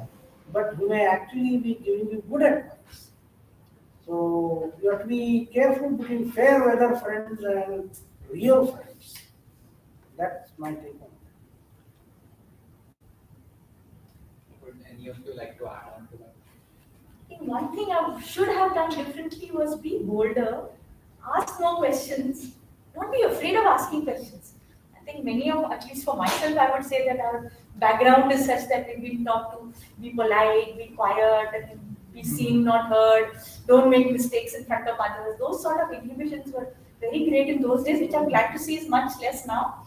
But never be afraid of asking a question. No question is silly enough, too silly. And be bold to ask people what it is that you want to know. Don't worry about what other people think of you. That certainly I would have done very differently if I could. I think same observation. I don't want to add anything. Yeah. The freedom and this thing that we are having now in bits and this thing, it's really fantastic. You can approach to any target at any point of time, whether it's today or late night, and it does not matter actually. You can shoot up a mail and all these things, but we did not have that option. Because the internet was not available during that era. Phones were not available. Phones are not available, right? Yeah. Until my master's, I did not make a phone Yeah, call. so actually, normally I was in this thing. I used to go to the college, just by train, and that took 1 hour. So I go to this thing. And suppose if we have some question in our mind, we have to wait one long day to meet the officer, the professor in the respective office. Okay, and then we have to wait for that thing. No, we don't have to wait for. So that those kind of issues are not now, right? So we are really fortunate in this generation. I'm telling the student in this generation, really fortunate. Maybe in the next generation. Okay, to kind of sort of counterbalance that a little bit, because it's a common thing to always, the older generation always says that No, there is also You guys, you don't know how bad we had it. But sort of to put it around, the truth of the matter is that about 100 years back, when students were undergoing schooling, they were just expected to be able to read, recall a few things, and kind of spew that on paper. Unfortunately, that thing has dramatically changed, and that kind of with my son, that kind of expectation is not there. I mean, what I see being, what I see that he's expected to internalize are very difficult conceptual things, and it's not very easy. When I need to kind of tell my child that 13 tens is 130, uh, I haven't thought of that through my entire period of school. So I think at some level the situation is much more challenging, especially in front of you, because I think what skills we were expected to display when we were out of college is very, very different compared to what you have to do. And I mean, I have a lot of sympathy on that particular front, because we have not evolutionarily, I think, changes don't happen. It's still the same mind. So on the system, there can be a lot of pressure. However, that said, I think in your question, there were two parts. Can you just read the first part of it? What advice would you like to give us if you could go back in time? Okay. So one was, I think, what Radhika said, that I wish I was not so worried about, whenever, before I did anything, I did a lot of evaluation of whether I should do this, I should do that, should I say it this way, should I say it that way. I think it just completely, useless. I think it's just better to think about it a little bit and then just go ahead and do it irrespective of, because I think there are times in my life where I have done that. I think it's been, much more, rewarding. So I think I would say that, not overthinking it is sometimes useful. I think a degree of boldness does certainly help. The older generation always says things were so difficult in their time. I had to go to the school, climb uphill 5 miles and uphill back again. Uphill both ways. I think the same thing that these people they'll become old and they will do the same things. Okay. In our time, we had to use internet. Same thing they will do. Yeah. We had a pandemic. 1 second to connect. Now you guys are able to get it in milliseconds. They will be nanosecond, right? Next, whatever, next. So the point is that as your opportunities grow, your expectations grow as well. Exactly. So the difficulty to meet those expectations using the opportunities you have is just as difficult today as it was yesterday, as it was day before yesterday, and will continue to be difficult in future as well. So that difficulty cannot be underestimated. If anything, it may become more difficult. And more people would have to meet more and more challenges simply because they have had more and more opportunities. Okay, so that I think is the picture. So it will always be uphill both ways for every generation. Yeah. Don't end on such a pessimist. But I had sort of a question for Raghunath sir. Like he said, don't overthink it. But now it has become sort of a thing. It becomes more and more difficult year by year to change fields, because they're the fields have become so specialized that changing the fields is a very difficult thing to do. So once you've actually chosen a field, then how do you change the path then? Yeah, so here I would sort of, so what you're really asking is this, right? That you're learning in one particular area, right? And when you move into another area, right, you need to be able to somehow be able to transfer what you have learned in one area onto another area, right? And if you're able to display that to whoever your under quotes employer is, the belief that you will do something out there will be there. So most of the studies which have happened in this domain of what is called as transfer of learning, right, kind of indicates that whenever you whenever you make a study of a particular field, right, because you choose a set of maybe related subjects and you're considered a specialist in that area, and now the situation demands that you need to move into another area because you see there are more opportunities there, and you feel like there is a barrier in there because will you be able to prove to the employers in that area, do I have what it takes to go into that area? So one of the things that is that has kind of emerged from this field of what is called as transfer of learning is whatever area that you're working upon, you need to go into that area to a certain minimal depth. Okay, then only does the transfer of learning actually happen. So if you kind of saying that I eventually want to go into this area, so whatever I'm doing, you kind of just superficially handle it. And so the classic example, where this was actually tested was students they had sort of gotten students to do, there's a programming language called Logo, I believe. And students were trained in Logo. And they were given a bunch of tasks to do. And then I think sort of a different set of problems were assigned to see if the transfer could happen. Okay, and they do in this domain, they do what are called as transfer tests to kind of test the transfer of learning. And initial studies indicated that this transfer of learning doesn't happen. When they deep dived into it a few years later, they kind of found out that what really was the issue at play is that their own understanding of Logo was very, very impoverished. And that when that was done at depth by increasing the hours of engagement, they were able to transfer that onto another area. So that's what I was kind of saying it in the earlier stages, that when you are learning any subject, you have to allow yourself a degree of time to enter into that subject so that you don't just learn it as just a collection of isolated set of facts which have to be remembered. If you can put all of that together in form of a sound conceptual framework, then when you transfer yourself into a new area, you automatically start searching for those sorts of patterns, and your learning process becomes a lot kind of easier.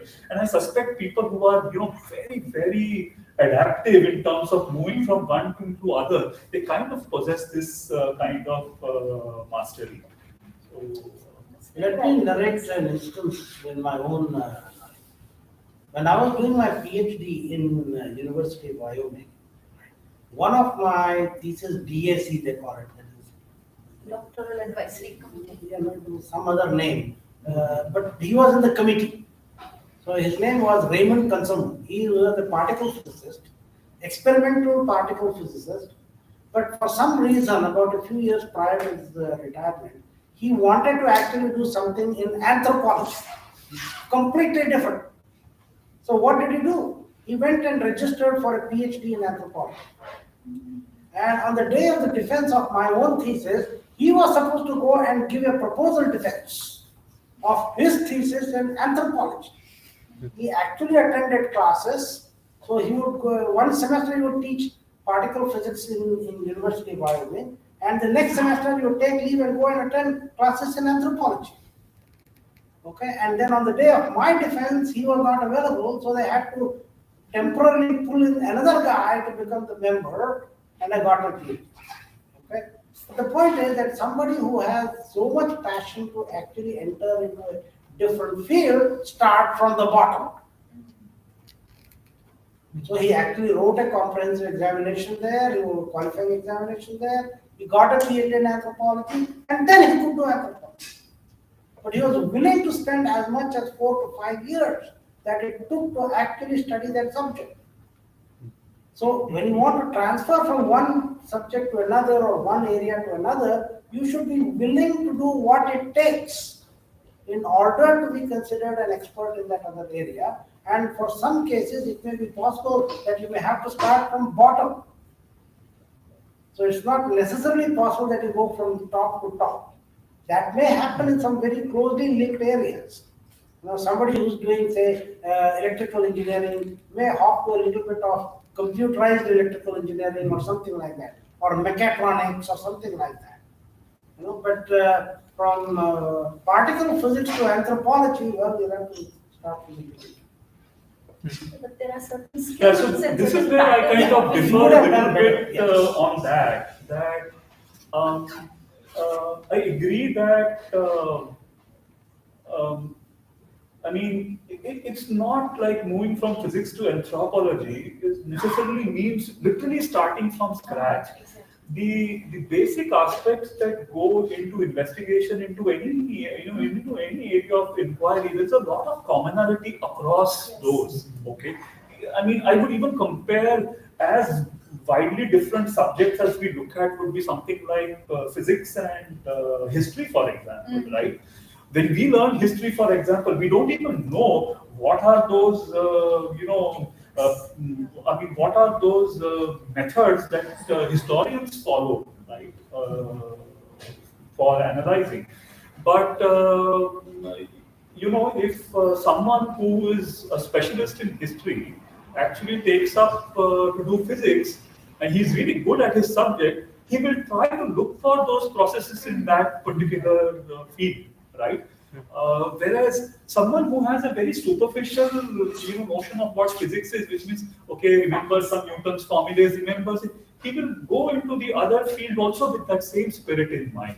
So that's what I said, that even though you might want to eventually move into another area for whatever reasons, if you have done whatever subject you have had at a certain level of depth, right, then that depth will go a long way in getting you to transfer your learning from one to the other.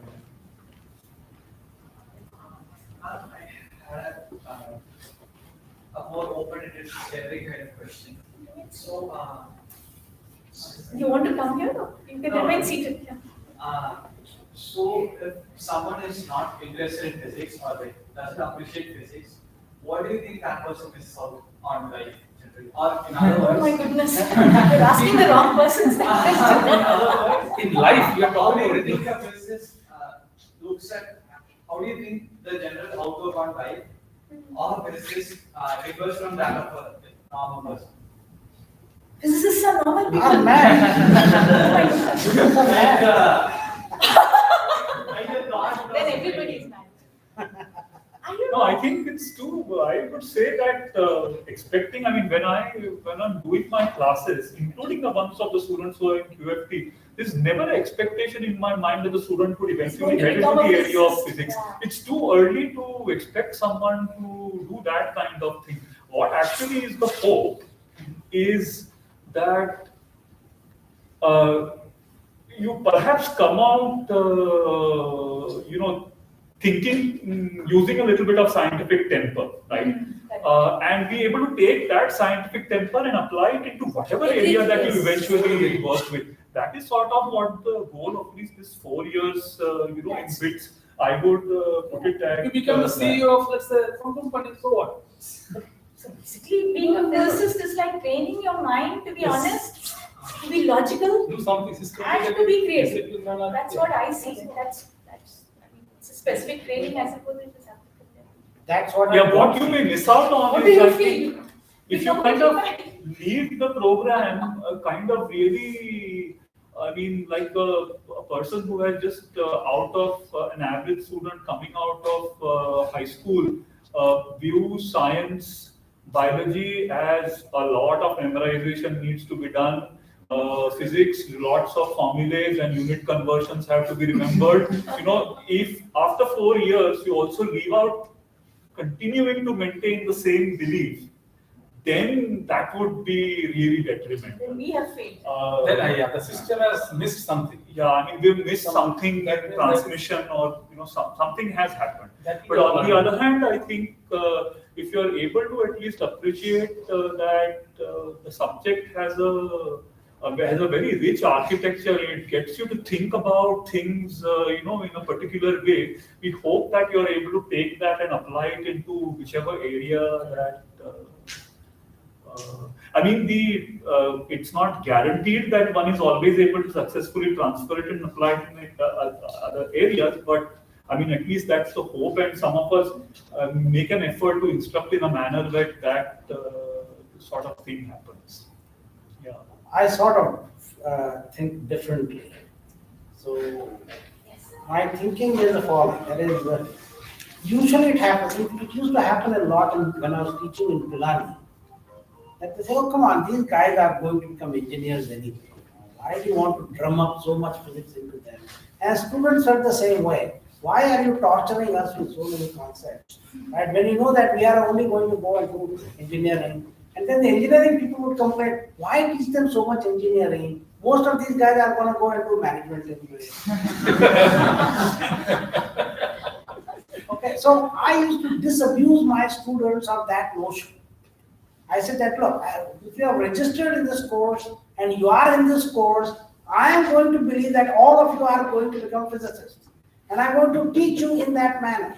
I'm not going to pull any punches. And if you do poorly in this because you are not interested in it, your grades are going to be poor. I'm not going to be sympathetic, thinking, oh, well, these guys are not going to do this anyway. That's your business.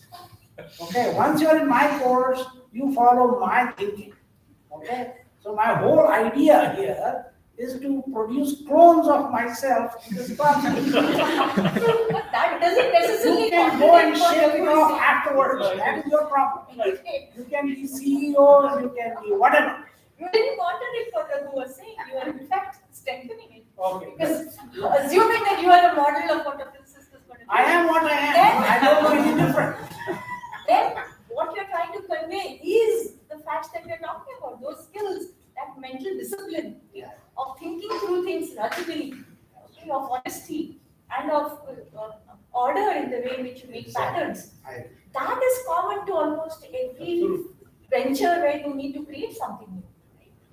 So, No, unfortunately, you see a large, I mean, it's not uncommon thing to see, where certain areas have tremendous opportunities, and some of those opportunities are very high value opportunities, right?